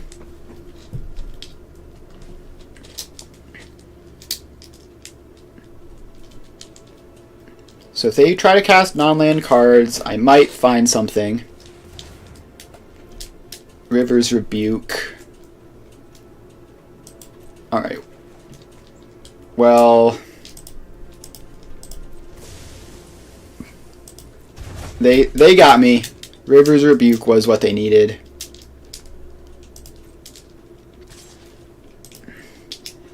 Super, super close. We almost ground through them drawing 10 million cards.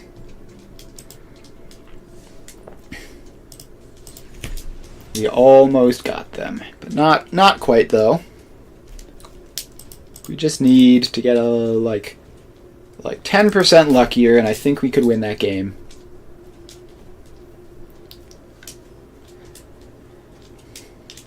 I suppose I should have. I mean, I should have played to my outs and activated the Castle Vantress to scry. Maybe I hit a bounce spell or something. Alright, playing against Ketramos. Let's keep this and draw a blue source.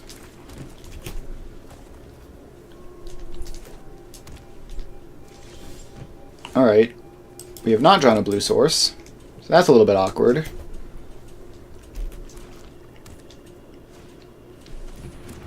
Burglar Rat. Opponent has certainly played Burglar Rat. Let's get rid of the Teferi, because the Elspeth Conquers Death might be able to bring that back later. Hey, look, a blue source. Tapped, though.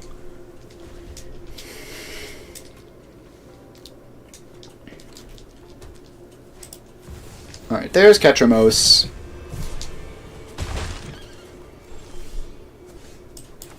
So I think we take this turn just to get a Smothering Tithe going. I'll be sad if they play a very, very powerful 4-drop, but I'm basically gonna hope that Elspeth Conquers Death can clear up whatever they do here. And Smothering Tithe will give me mana to do shenanigans in the future, of course.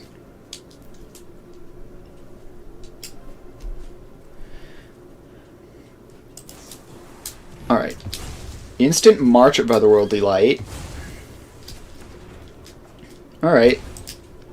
That's a choice.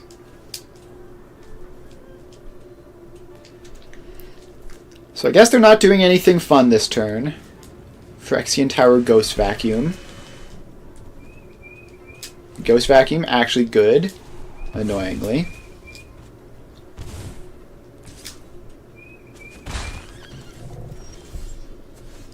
Alright, well, in that case, I'm just going to play my commander. Say they probably can't exile 4 cards. I know my responsibility. We need to move quickly. And I do have Quench available.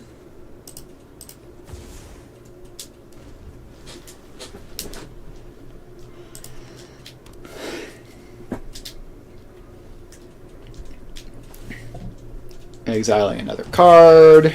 Ketramos, very strong, of course.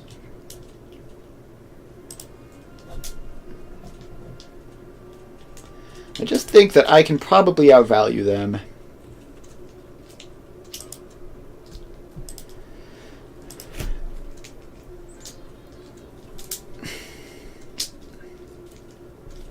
Alright. Opponent is tanking. Please play something quenchy. That is not quenchy. That's just a recruiter of the guard. What are they gonna get? So they could have 3 mana here if they sack a burglar rat or something. They get another burglar rat. Alright, Grief. Grief is pretty good, but I can't stop it because Quench is not. Quench is definitely one of the worst counterspells in the deck, but like I just need to have lots of counterspells. And they sack the Grief to the tower. They take the Quench. That's annoying. That means it would have been good. Are they going to reanimate Grief? No, they just pass. Deal 1. And concede. Alright, well that is an early concession if I've ever seen one. It's not quite instant scoop, but we're going to count it.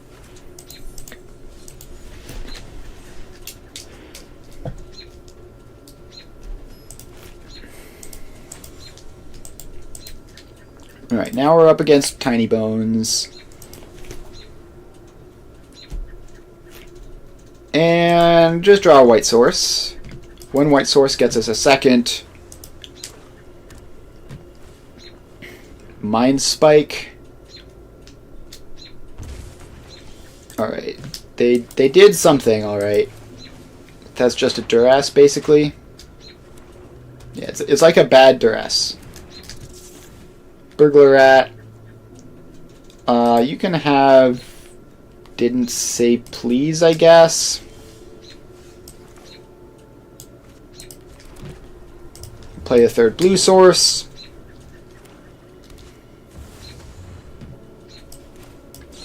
I will make that disappear and activate my treasure map.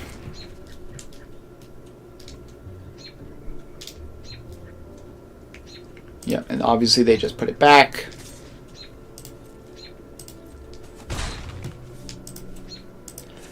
These burglar rat decks seem kind of fun. Like just no thoughts, head empty, just do the thing. Alright, well, we're gonna pass again. Unfortunately, missing land drops.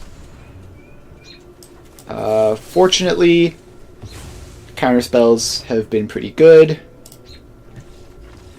And another one on the salt counter. Instant scoops 4. Yeah, it doesn't have to literally be instant, but like I think I was behind there. I was missing land drops and a color. Like just because I countered your commander and your Liliana doesn't mean you've lost.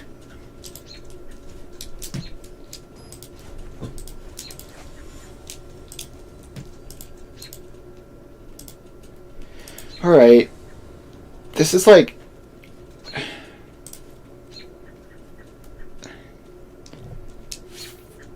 Alright, I mean this is probably just 5-color Gyruda, right?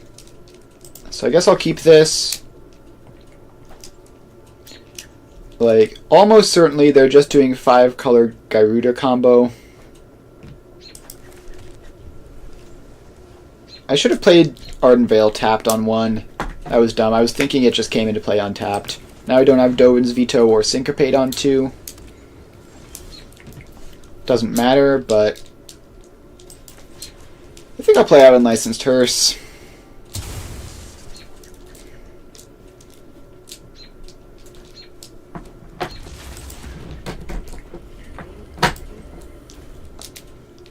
Now the bad news is I'm missing land drops again.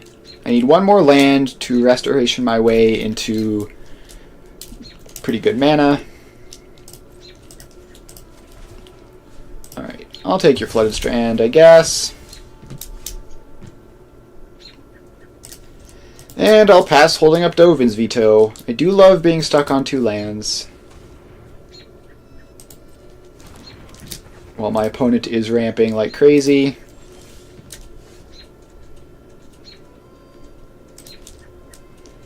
Alright, we are going to pass and throw back Dovin's Veto, or I think Syncopate. Like, they probably have spare mana most of the time.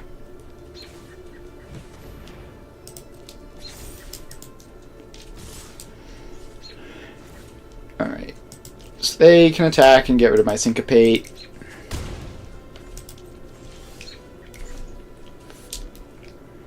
Oh, this is painful.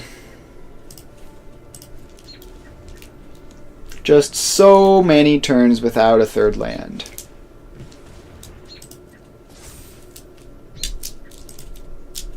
Opponent is not doing great themselves, so that's nice. Alright, we hit a 3rd land, it's tapped, but we take those.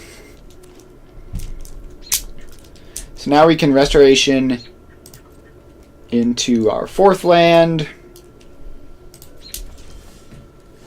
Ooh. Basic Island, Restoration of Ganjo.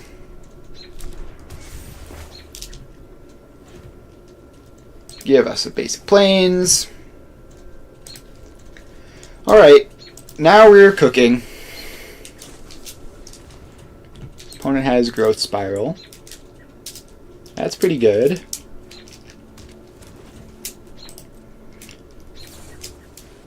And there's the Kyodai, which gives the Ornithopter indestructible, I guess. Doesn't matter. Okay, Liliana is very bad. I do hope you make my army will envelop this world. Necromancy is a lot like plucking Arcane Signet. Alright, so I guess the plan here is gonna have to be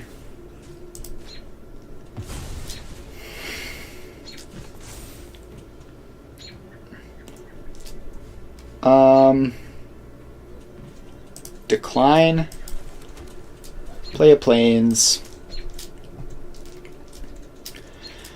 I think we have to just Teferi get rid of Liliana. Let's slow this down. Not so fast. And then we can settle the wreckage them next turn. But we are super far behind because we missed land drops a bunch. I'm expecting to lose this game. Mythos of Iluna, they're going to make their own Teferi. That's gross. Hide from the world any longer. Well, if they're going to tuck my Unlicensed Terse, I will take another card on the way out.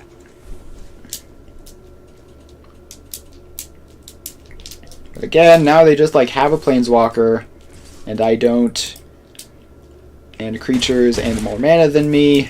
Let me know if you're up for round 2. I need like an Ondu inversion or something. At least we're hitting land drops now. That's something.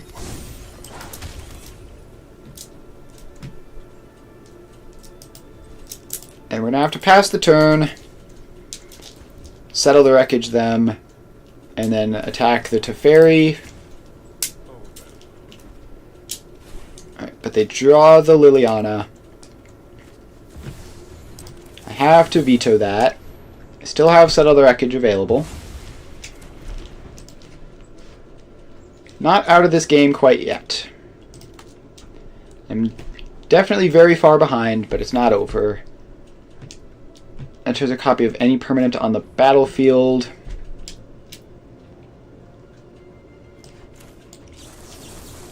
Yeah, I can't accept that. Unfortunately means no settle the wreckage.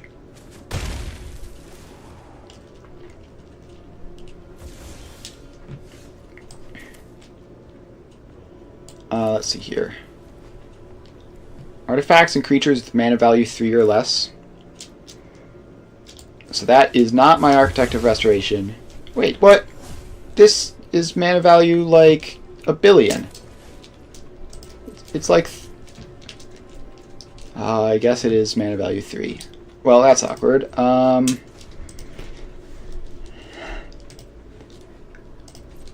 Yikes.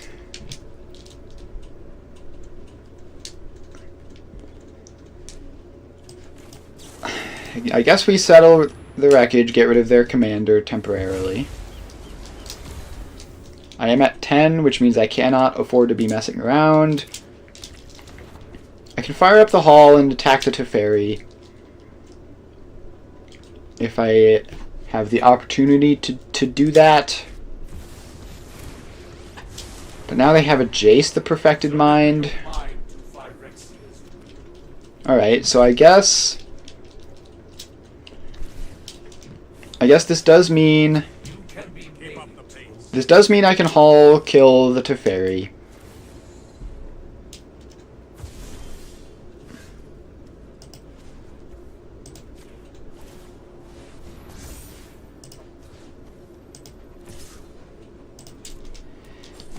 Alright, that's one problem dealt with.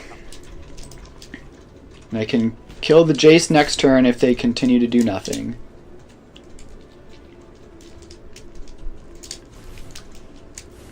They're just plussing the Jace. Unsurprising.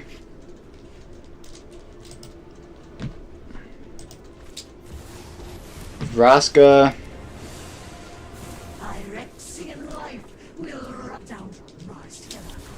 Alright. So that is a combo piece.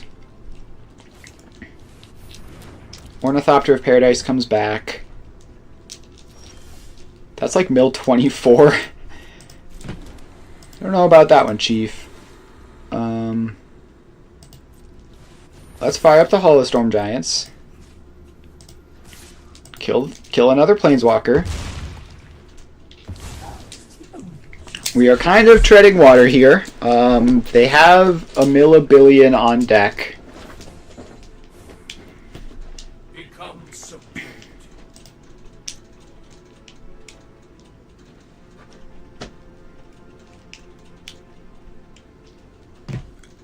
Okay, buy bot. Market back Walker. When it dies, draw a card. For each +1/+1 counter on it. Well,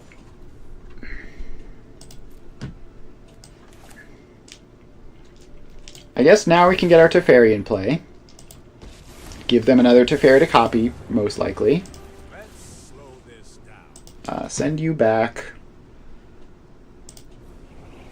You need to take a time out.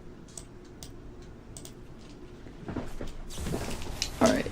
And they flash in a Wandering Emperor, make a 2/2, and probably just kill my Teferi.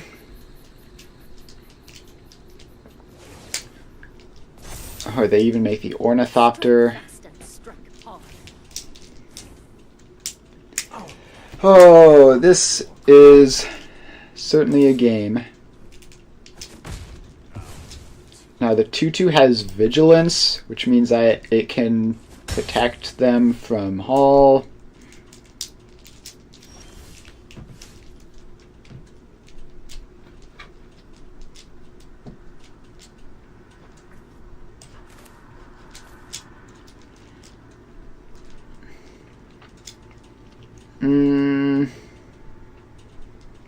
This would leave me with 3 mana left over, which would be not enough to counterspell something.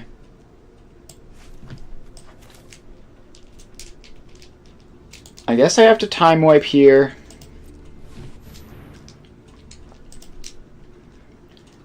So they don't have any creatures at least. and then have Reprieve and 3 Steps Ahead available.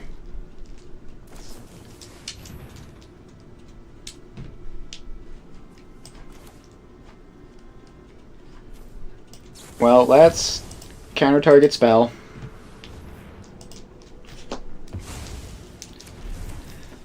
So that goes back. This game is just like, they just have so much value and I have so little value.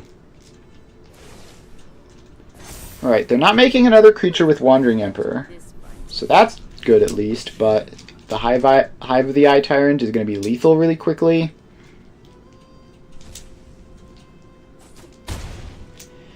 And they still have 6 mana to do stuff with. Another freaking Planeswalker. Alright. Yeah, opponent is playing a 5-color greed pile. They're playing a 5-color greed pile. I was stuck on 2 lands for like 5 turns and kept it competitive. So I think that just proves my deck is busted. Like, alright, let's keep this. It's got a couple of Wraths. They're going to be doing Saga stuff, I guess.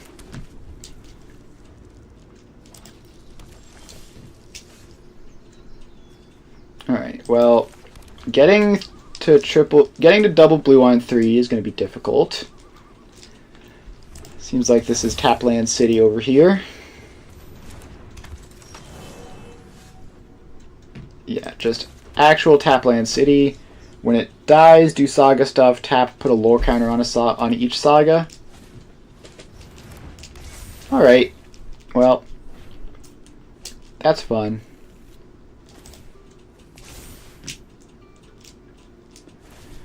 That's pretty good.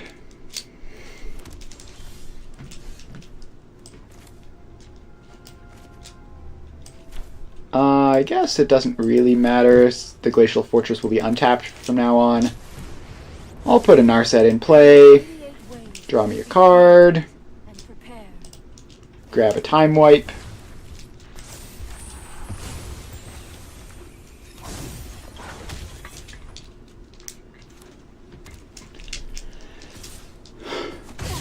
Alright, they attack Narset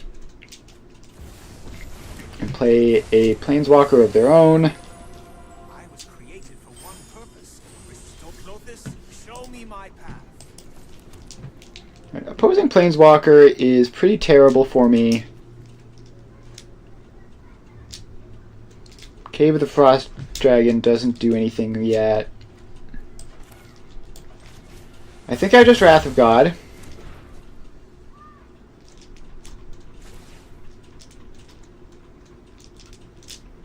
Which does almost nothing, but... Hone your prowess. Single combat seems cool.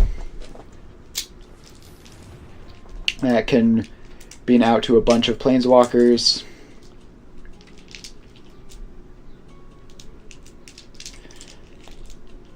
So we'll see. They play a Starfield Mystic. That's just like an enchantment. That's an Enchantress. And Restoration of Iganjo, just infinite value.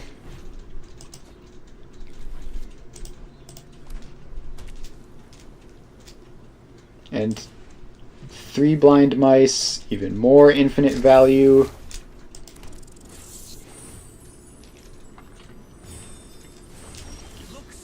And that is an enchantment that exiles a thing from until it leaves. I won't hide from the world. Alright, well, I'm going to play Teferi and draw a card. Let's skip to the good part. And untap 2 lands. Divine Purge seems bad against my opponent's enchantment deck.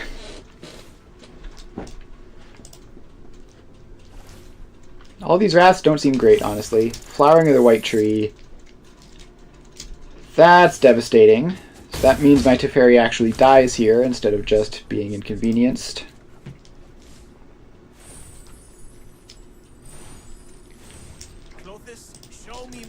And they get a Sithis and a random arcane signet for some reason. And a commander.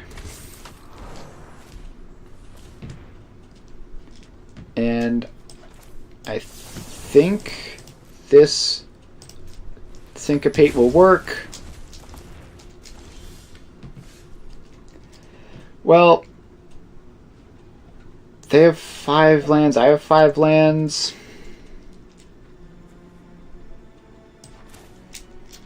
I think we single combat them. So they get to keep Calyx.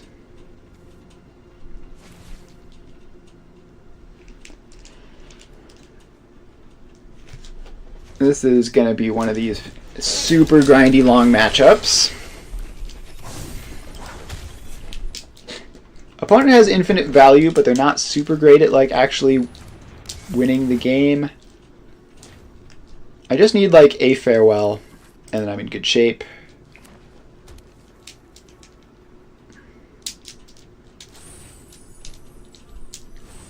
The stars will light our way. Okay. Missing land drops is not cool. Please give me my 6th land. No, but Cleansing Nova. I'm not going to complain about Cleansing Nova.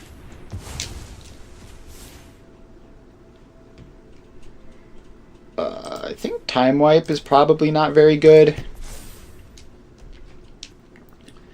So I can destroy all artifacts and enchantments.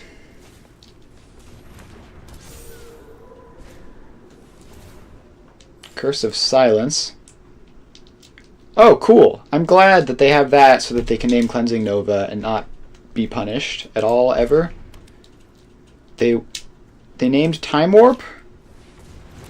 Why would they not name the card that is in hand that beats their deck? Opponent named a card that was not in my hand that isn't very good against them instead of the card that is in my hand and insta wins the matchup. Destroy all artifacts and enchantments. Goodbye. Now they can get their enchantments back with Calyx. So yeah, this is another matchup where if I draw land drops with all of my extra draws, I win comfortably.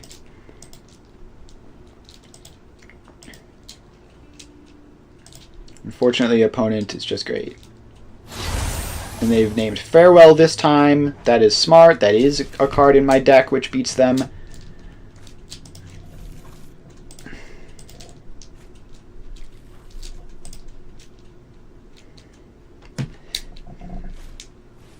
Yeah, I think if I don't draw a land on this exact turn, I'll concede. And probably I will concede anyway.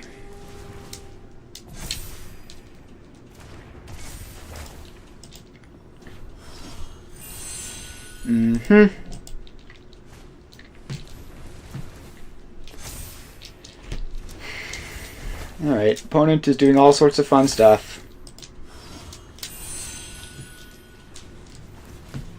And I don't think land drop beats this at this point.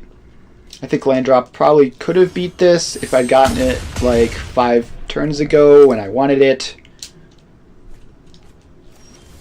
And yeah, it wasn't even a land drop. Alright. Opponent's very lucky.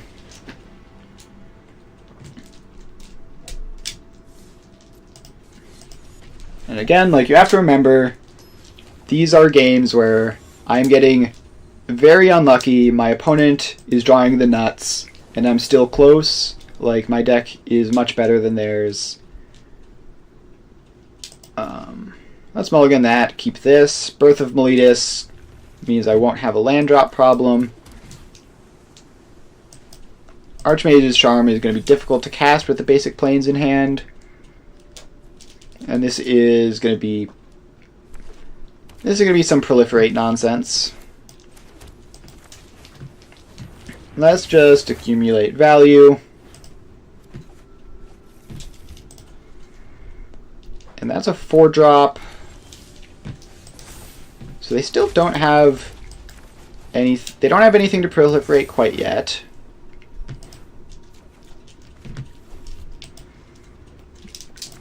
I assume they're going to get something. Alright, so that's another proliferate payoff. Alright, put this plains into play tapped. Thank you. And second blue source. From among cards put into your hand this turn, proliferate. Alright, I have no idea what that means, but they have still failed to actually have any counters to proliferate onto.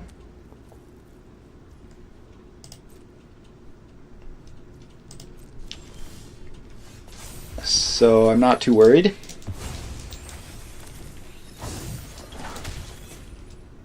Okay, I'm going to play Teferi and then plus. So if I draw an untapped land, that means I have Absorb available. Trust me. You'll thank me. Keep up the If I don't, I still have, like, Quench.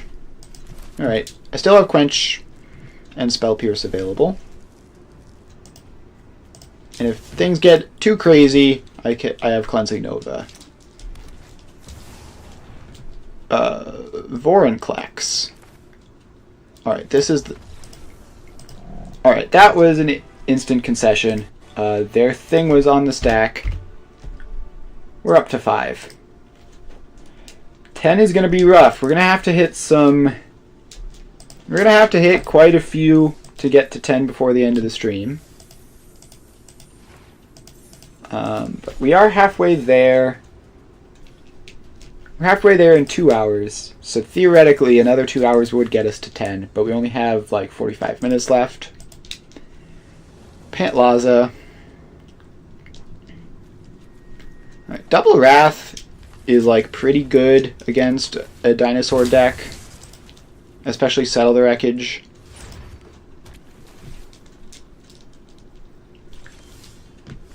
Deduce is great.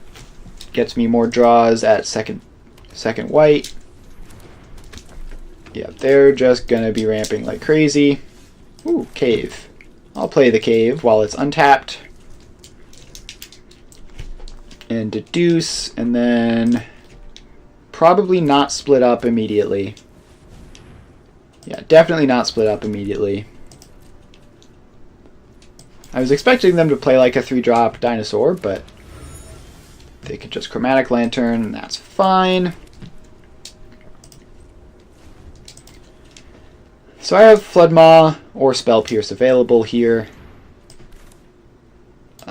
Garrick's Uprising is a great target to Spell Pierce. That'll just cut them off of a ton of value.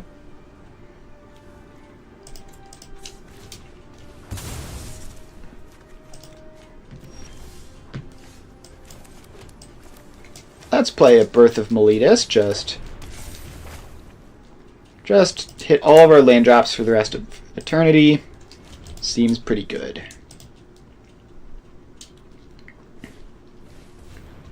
Paleontologist. That's even more ramp. They're ramping, but I can't help but notice that they are missing land drops. I'm going to slam my commander. I know my responsibility. It's very, very tempting. Alright, get lost.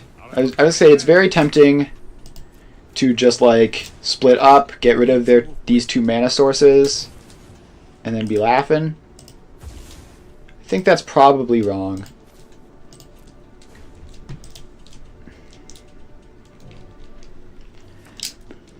Alright, they do find the 4th land, which means they can play some pretty expensive dinosaurs.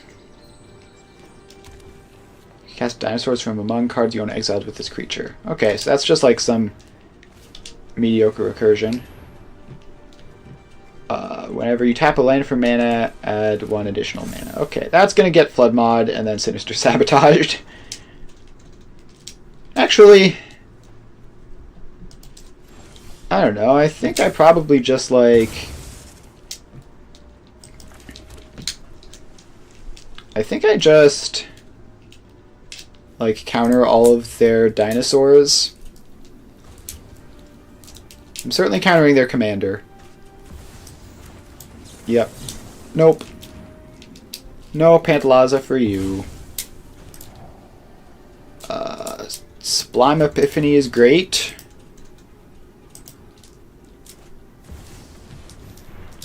Alright. They get the Pantalaza on the second try. And it finds them a Lightning Bolt. That's pretty much useless. Although it's pretty good against Teferi. So that's Wrath. It's a nice board you got there, opponent. Shame if something were to happen to it.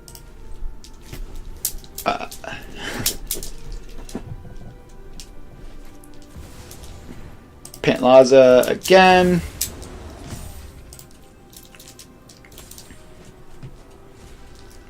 Into Topiary Stomper.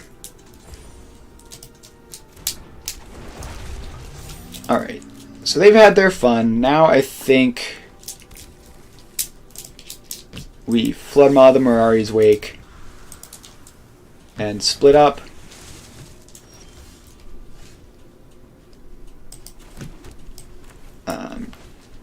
Destroy all untapped creatures. Now, is this a land drop? No, which means I can't hold up Sublime Epiphany, which is a shame. So they're just going to get to recast that.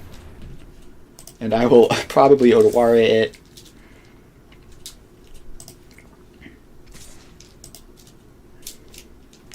You can attack me for 2, who cares?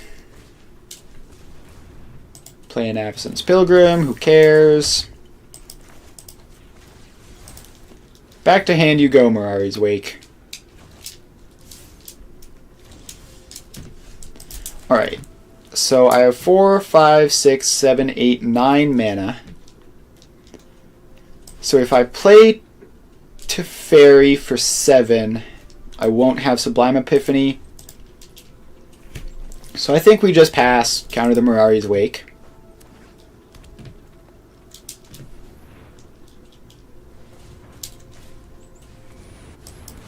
Alright, so we counter target spell, return a non-land permanent to its owner's hand, draw a card. Counter that spell. I guess if we want to mess with their mana, we can bounce the Chromatic Lantern.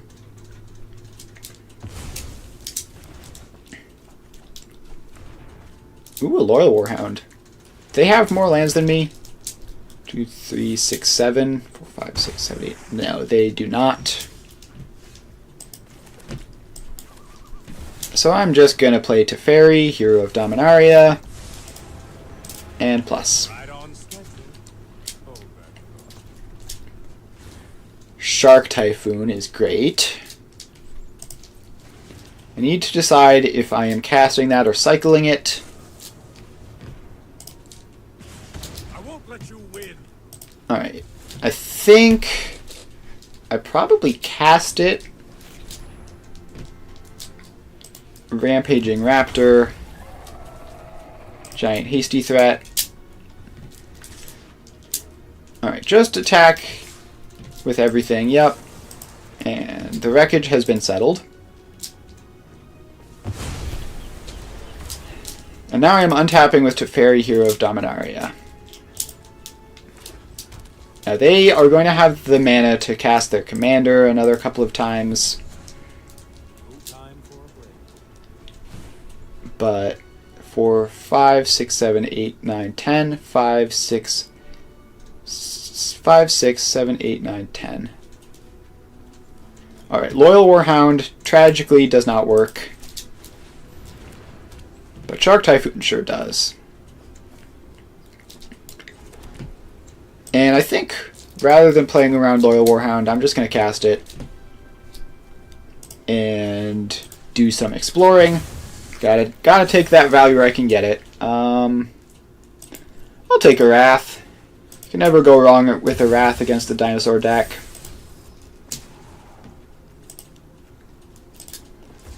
Alright, I have blue, blue, white up. If they cast their commander, I think I can make disappear it, which would be very, very funny. They're tapping very specifically. Why is one of that green mana not snow? Alright, I can casualty this.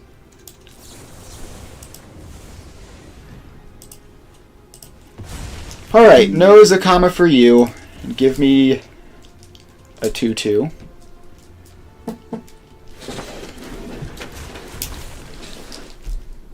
And obviously you also target the Zakama.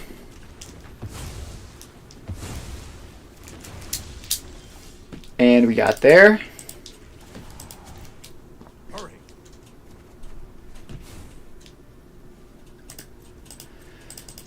Now we attack. And we start getting scribes out of Castle Vantris. Players can't cast spells from graveyards and libraries. Discover is from exile for some reason. So we will double bottom.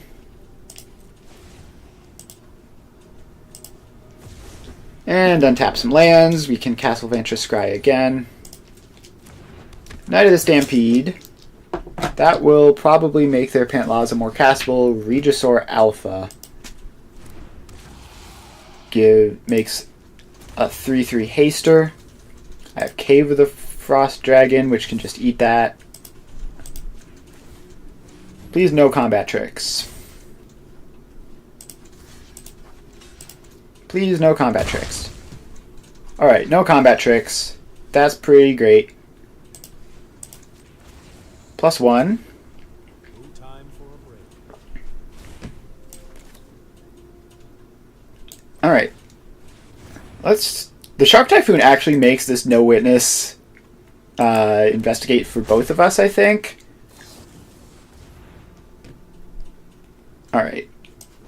They're going to give permanents indestructible. I'm going to blow up the Knight of the Stampede.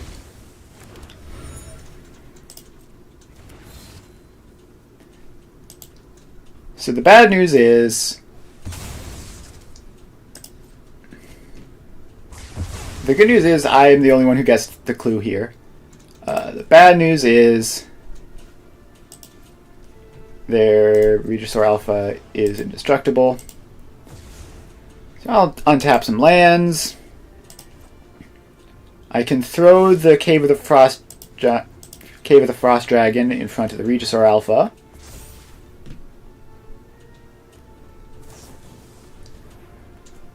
Alright. I have swords. I will then use it to crack this clue.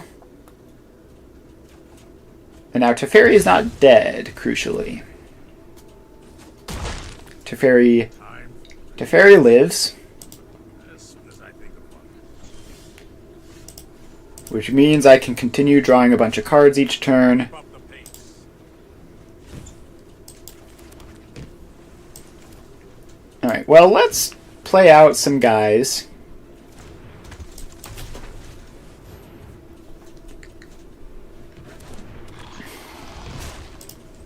And pass. So now I can Castle Vantris end step.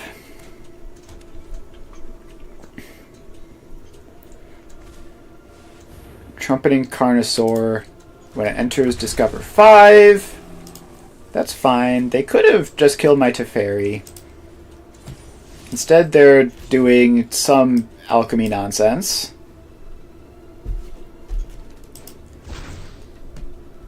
Put one of those cards on the battlefield, just a Girl Signet. Alright.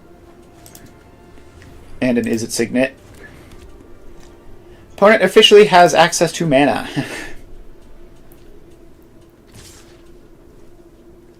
And they're both going at me. No blocks. I'll take 11 and keep my Teferi around for some unknowable reason.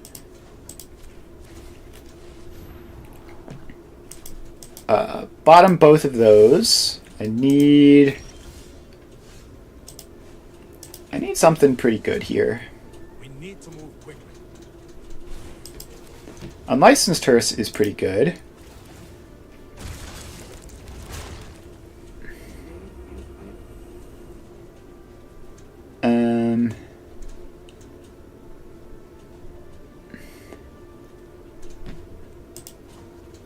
I guess I'll activate Castle Vantress and then untap it and activate it again. Hullbreaker Horror is another finisher.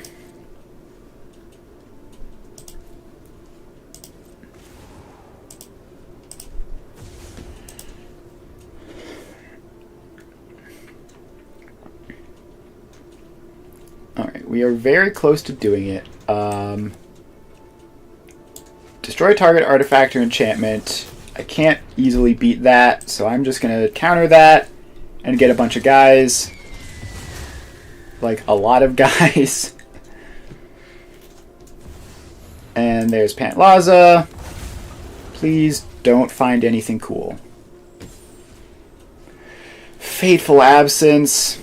Alright, that's fine. Yep. So there goes the Seed Shark.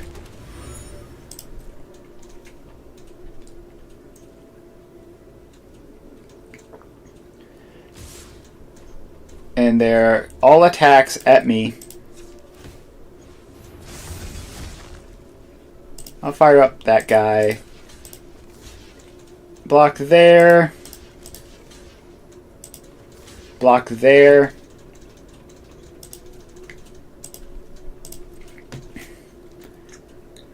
Take like 5 damage-ish. But the Mystic lives. The Mystic lives. All of their non-commander creatures are gone, which means that's like pretty much optimal value. Let's take Zakama and Regisaur Alpha from their graveyard in case they have recursion.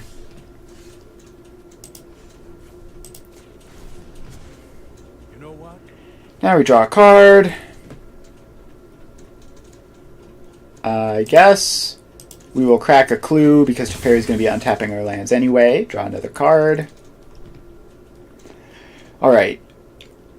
Now we are pretty much set up. Hullbreaker Horror is going to steal this game.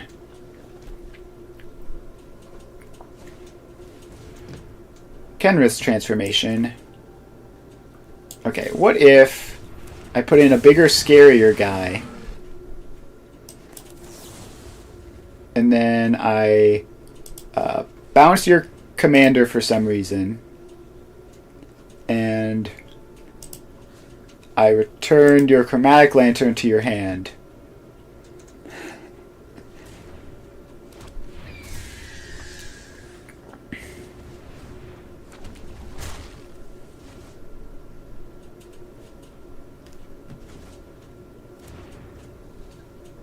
Alright. You got me, I have an elk.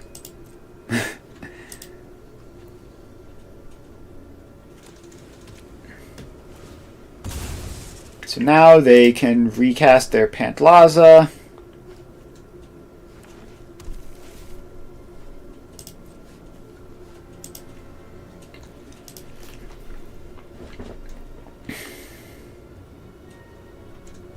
I probably shouldn't have bounced their Pantlaza, but like, I'm so far ahead. Kind of just having fun at this point. This could find something very scary. Nope, just an Into the North. You can have an Into the North.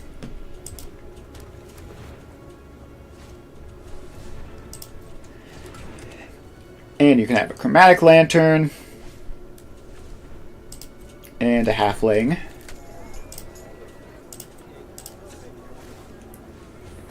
I'll fire up the Incubator. I will take the Carnosaur and the Thrashing Brontodon, I guess. And that is enough for them.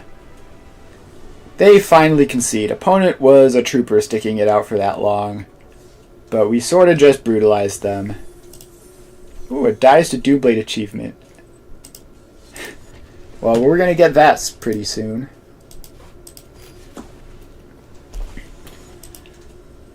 so this is an artifact deck. Can't remember exactly what it does, but it's some artifact nonsense. This hand is fine. We've got Quench into 3 steps ahead.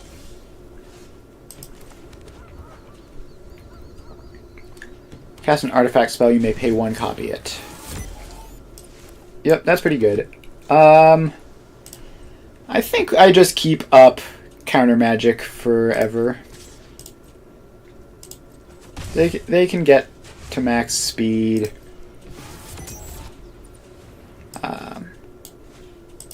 I will censor that. Gotta use the sensors when you got them. Okay, I don't want to miss a land drop next turn, so I will tap out of my counter magic this turn.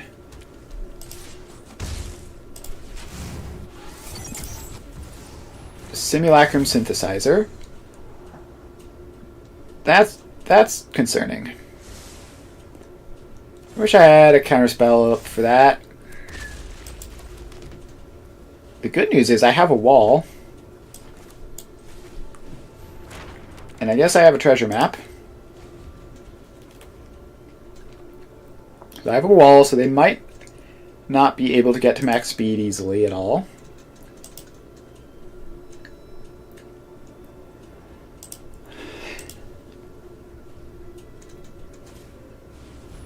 Artifact spells you cast, yeah, no? How about not? I would love to not give you constructs. Oh, farewell. I do love me some farewells. So I just need to make sure I hit my land drops, and then I'll win pretty much automatically.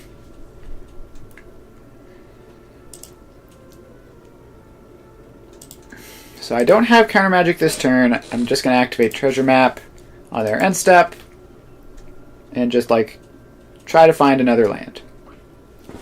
They're still stuck on 3 behind my magnificent wall with a creepy face on it for some reason. Is that Liliana's face? Why? But anyway, the wall is stopping them from copying their artifact spells. They've missed land drops. Alright, they are going to attack Teferi. I'm going to block. And congratulations, you have tapped. Alright. Get lost. That's fine. I would like to treasure map. Mystic Sanctuary is not great here, but I guess I'll take a Quench back.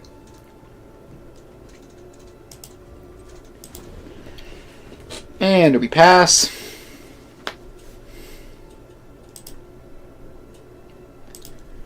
I don't want to farewell them until they actually like have a board worthy of farewelling. Reality Chip.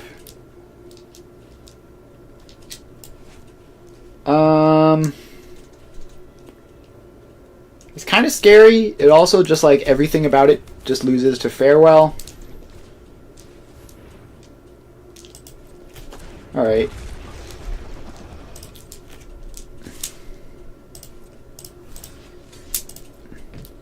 I'm going to gain 4 here and prevent max speed again.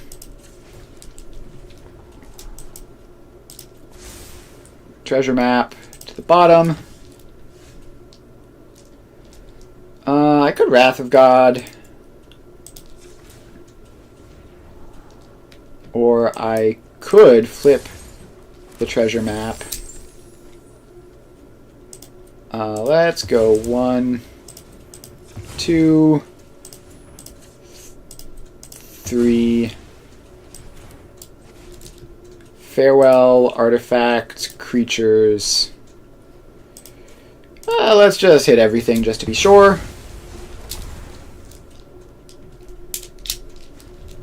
Now the bad news is I don't really get any value out of Treasure Cove. And they can start rebuilding.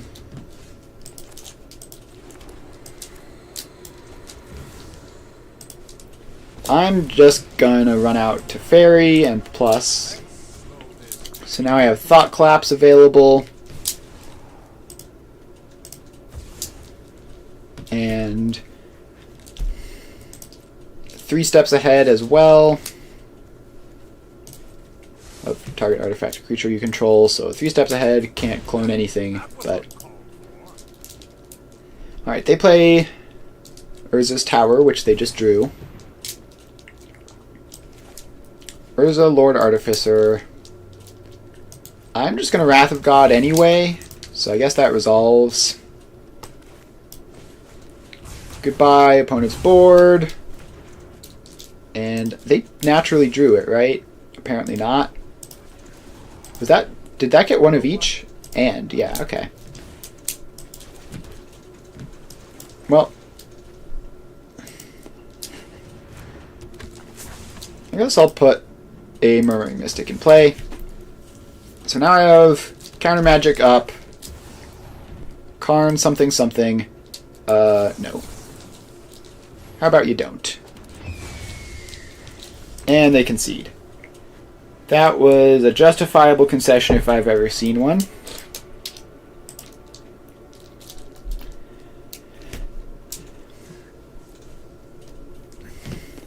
I love it when I have a Teferi in play and I just counter everything they do. It is possibly the most satisfying gameplay possible.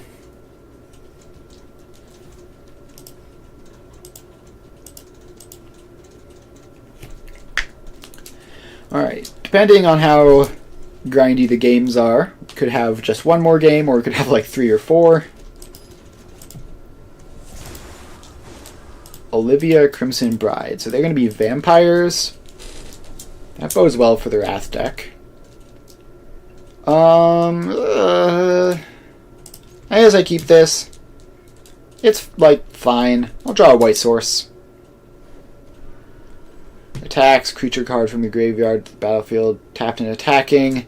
When you don't control a legendary vampire, exile this creature. Okay, so it's just like Reanimator nonsense then. Alright, we found a white source.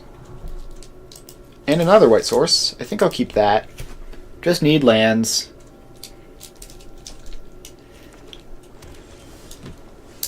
Alright. Basic planes, go.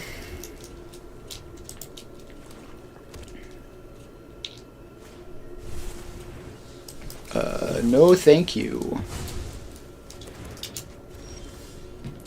I would love to counter that. Just get that out of the way before they do anything too cheeky with it. Liliana, Waker of the Dead. Each player discards a card, each opponent who can't... Alright. I think I discard Portable Hole, and they discard a giant Reanimator outlet. Well, I'm going to play a land, get my commander, and send you away. And they still can't cast their commander. They can cast a Shelly. I will just Odwara the Shelly immediately.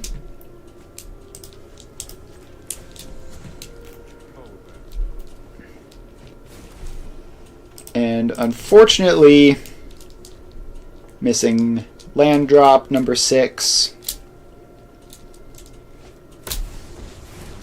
And they have a Lolth Spider Queen.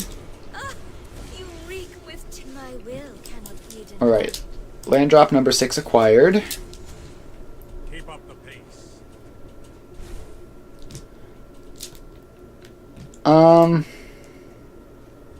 Let's Birth of Meletus, because I need to tap 2 lands to get value out of the Teferi.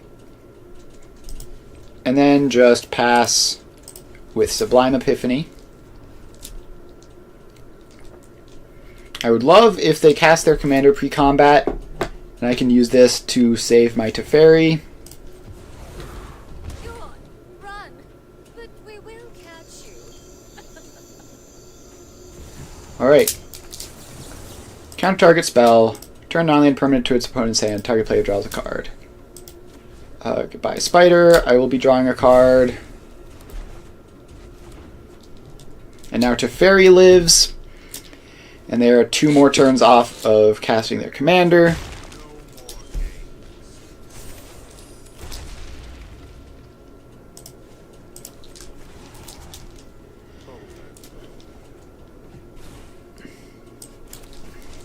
I'm going to play a Narset, and yeah. The focus and discipline encounter no obstacles. That was, like, pretty solidly at a reasonable-ish time to concede.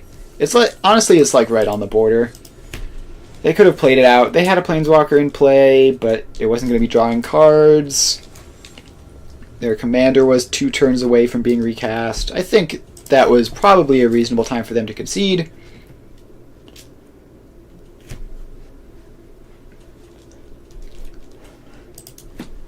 Honestly, like, this deck is not spectacular at actually winning the game.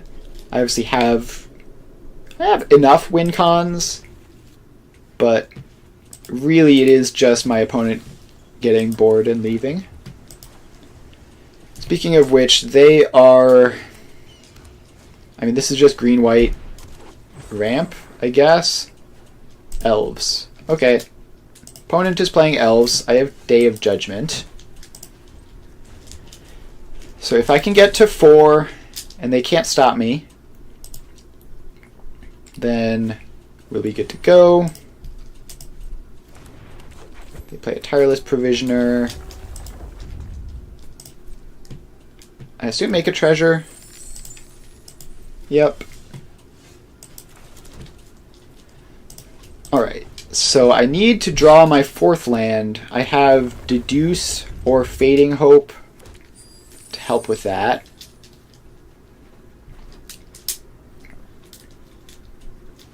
Now, I would love for them to just Elf Ball and vomit their hand out. If they just cast their commander, that would be more annoying since it's indestructible. Fierce Empath searches a big guy.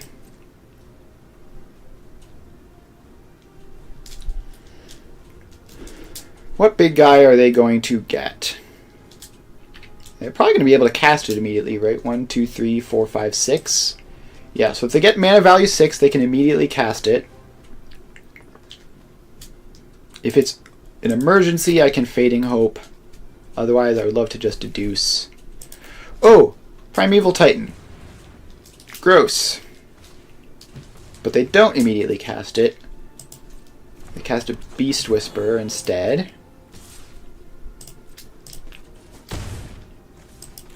I will take 3 and draw a card. Treasure Map. That ain't it, Chief. Remember when I just needed to hit my 4th land drop and I could Wrath and be good? Pepperidge Farm remembers.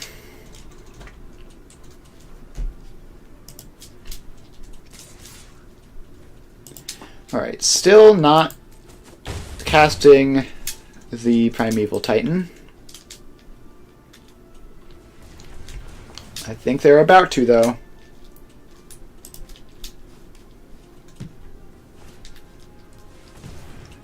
Enduring Vitality.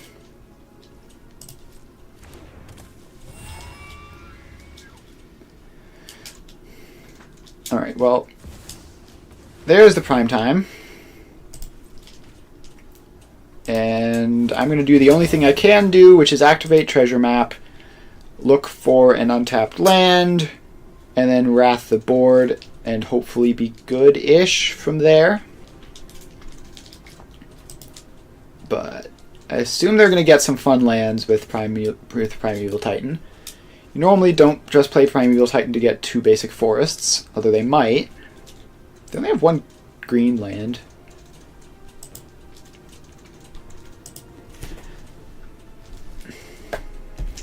what are you getting?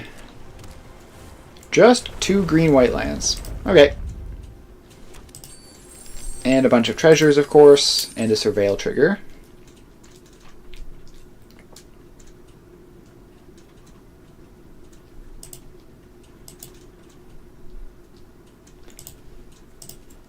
Alright. Treasure map, save the day, please. Divine Purge doesn't do it. It needs to be Day of Judgment. Alright, well, Loyal Warhound technically gets me a 4th land. So now I just need to survive the turn after my opponent has resolved Primeval Titan.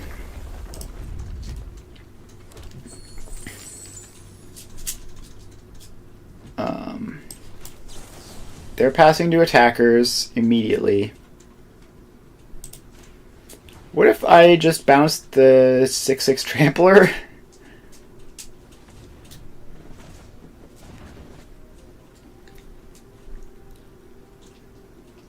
Alright, so they can recast it, obviously, and get even more infinite mana.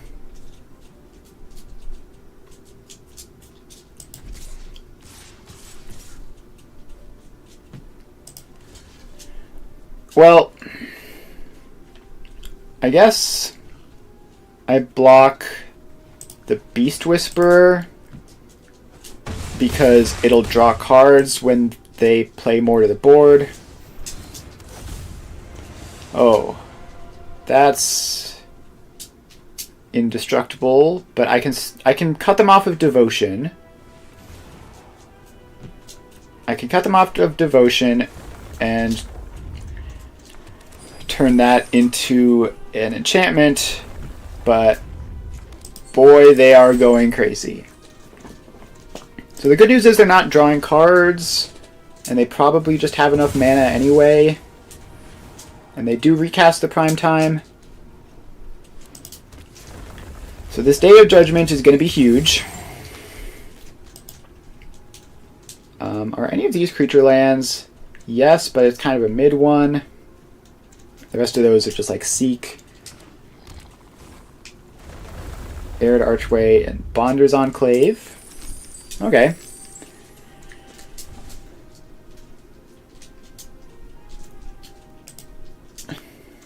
Alright. We untap. We destroy all creatures. And yeah, maybe that'll be enough.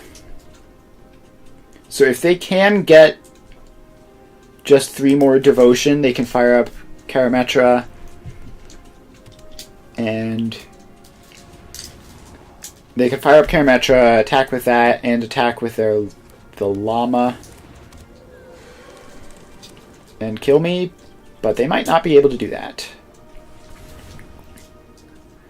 Nope, there's the Topiary Stomper, so if they see it, then I'm dead.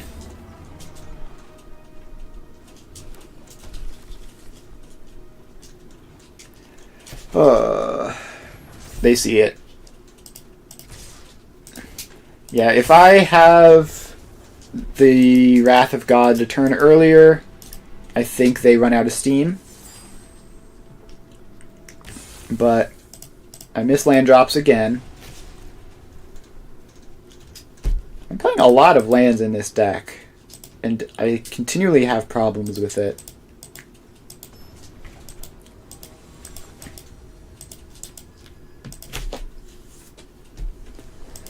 I think what I need is like some draw discard, maybe. Alright, this hand is fine. This doesn't have land problems. It might have color problems if I'm unlucky, but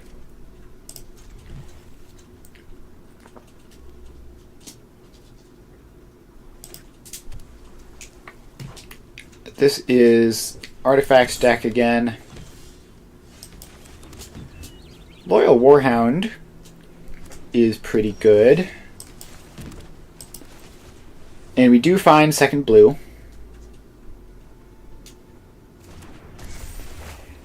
Feels like they have a counter spell.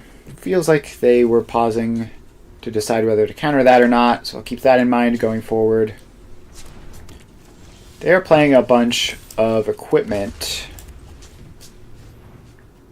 Does Loyal Warhound work?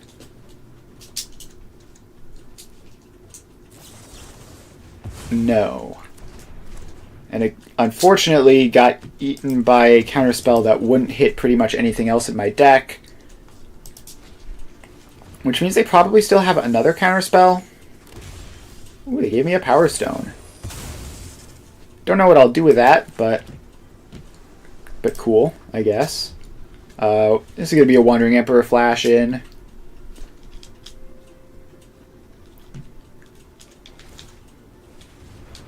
So that gives Death Touch. So they're like straight up Voltron. Well, I will get rid of their Thran Spider. Finally, I'm home. I am almost sad to see you go. And get a Teferi. That has Defender. I may as well put a 1/1 counter on it. I have got new moves to teach you. And I will deduce at end step. More shenanigans with artifacts. So they don't have white mana. I would love to draw a card, Investigate. Alright, they are starting to run into some pretty serious trouble with Teferi Ultimate. Yeah, that is not at all premature. If they can't get through, Teferi is going to devour them alive.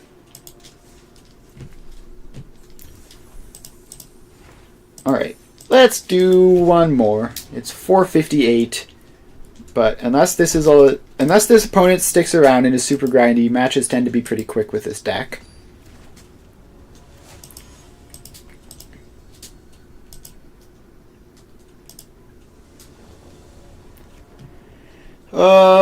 This is fine. We have counter magic into just start jamming haymakers. We have our colors. Opponent is mulliganing. And they're goblins.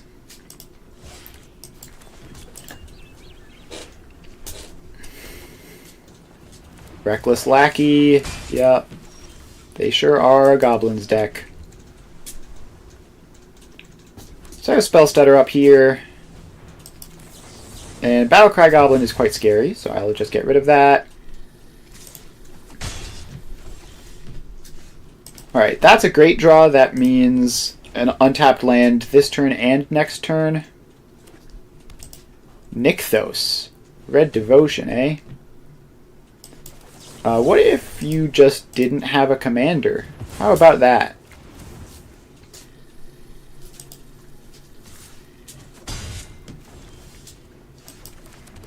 Alright, so now the question is Murmuring Mystic or Wrath of God? And I think the answer is Murmuring Mystic. Because Murmuring Mystic, like, if they try to play enough stuff to get around the Mystic, they're going to play right into the Wrath.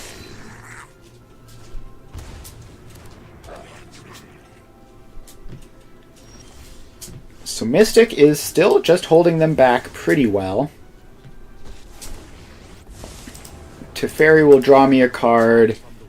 Probably just soak some damage. Oh no, it even draws me a removal spell. The Mystic is not going to attack. I'm going to untap blue-white, just so they don't know counterspell or removal spell. They can recast their commander here. So the question is, how desperate do I have to be to cash in the Murmuring Mystic?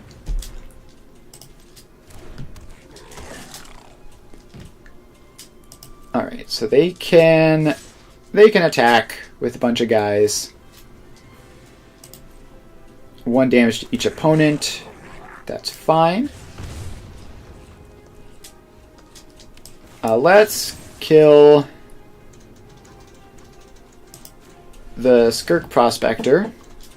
I should have killed the Lackey with the Fateful Absence. Yeah, okay, that is enough. Just like, they cannot afford to trade off endlessly.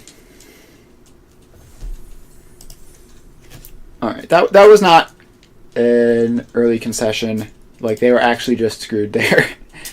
Yeah, it's 5:01. I'm kind of tempted to go one more to get the 15 daily win reward. But honestly, like, it might be a super long, grindy 15-minute match. I'm not really super interested in that right now. So, let's pull up Untapped, see what our results were.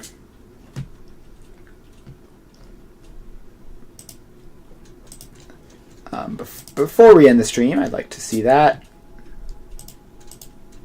Alright, Brawl. Today? Alright, it looks like the win rate slipped a bit. We are still at 67% win rate overall. And this most recent version, which I built today for this, the most recent version, which I edited, is at 64% win rate overall. And it's actually perfectly even play draw. So that's interesting. So we did not quite live up to the clickbait 80% like we did, like I did last night, but still, overall, very good performance with the deck. I'll be streaming Satisfactory tomorrow. I have no idea what I'm going to be doing then, but something probably. So yeah, make sure to catch me for that. Make sure to follow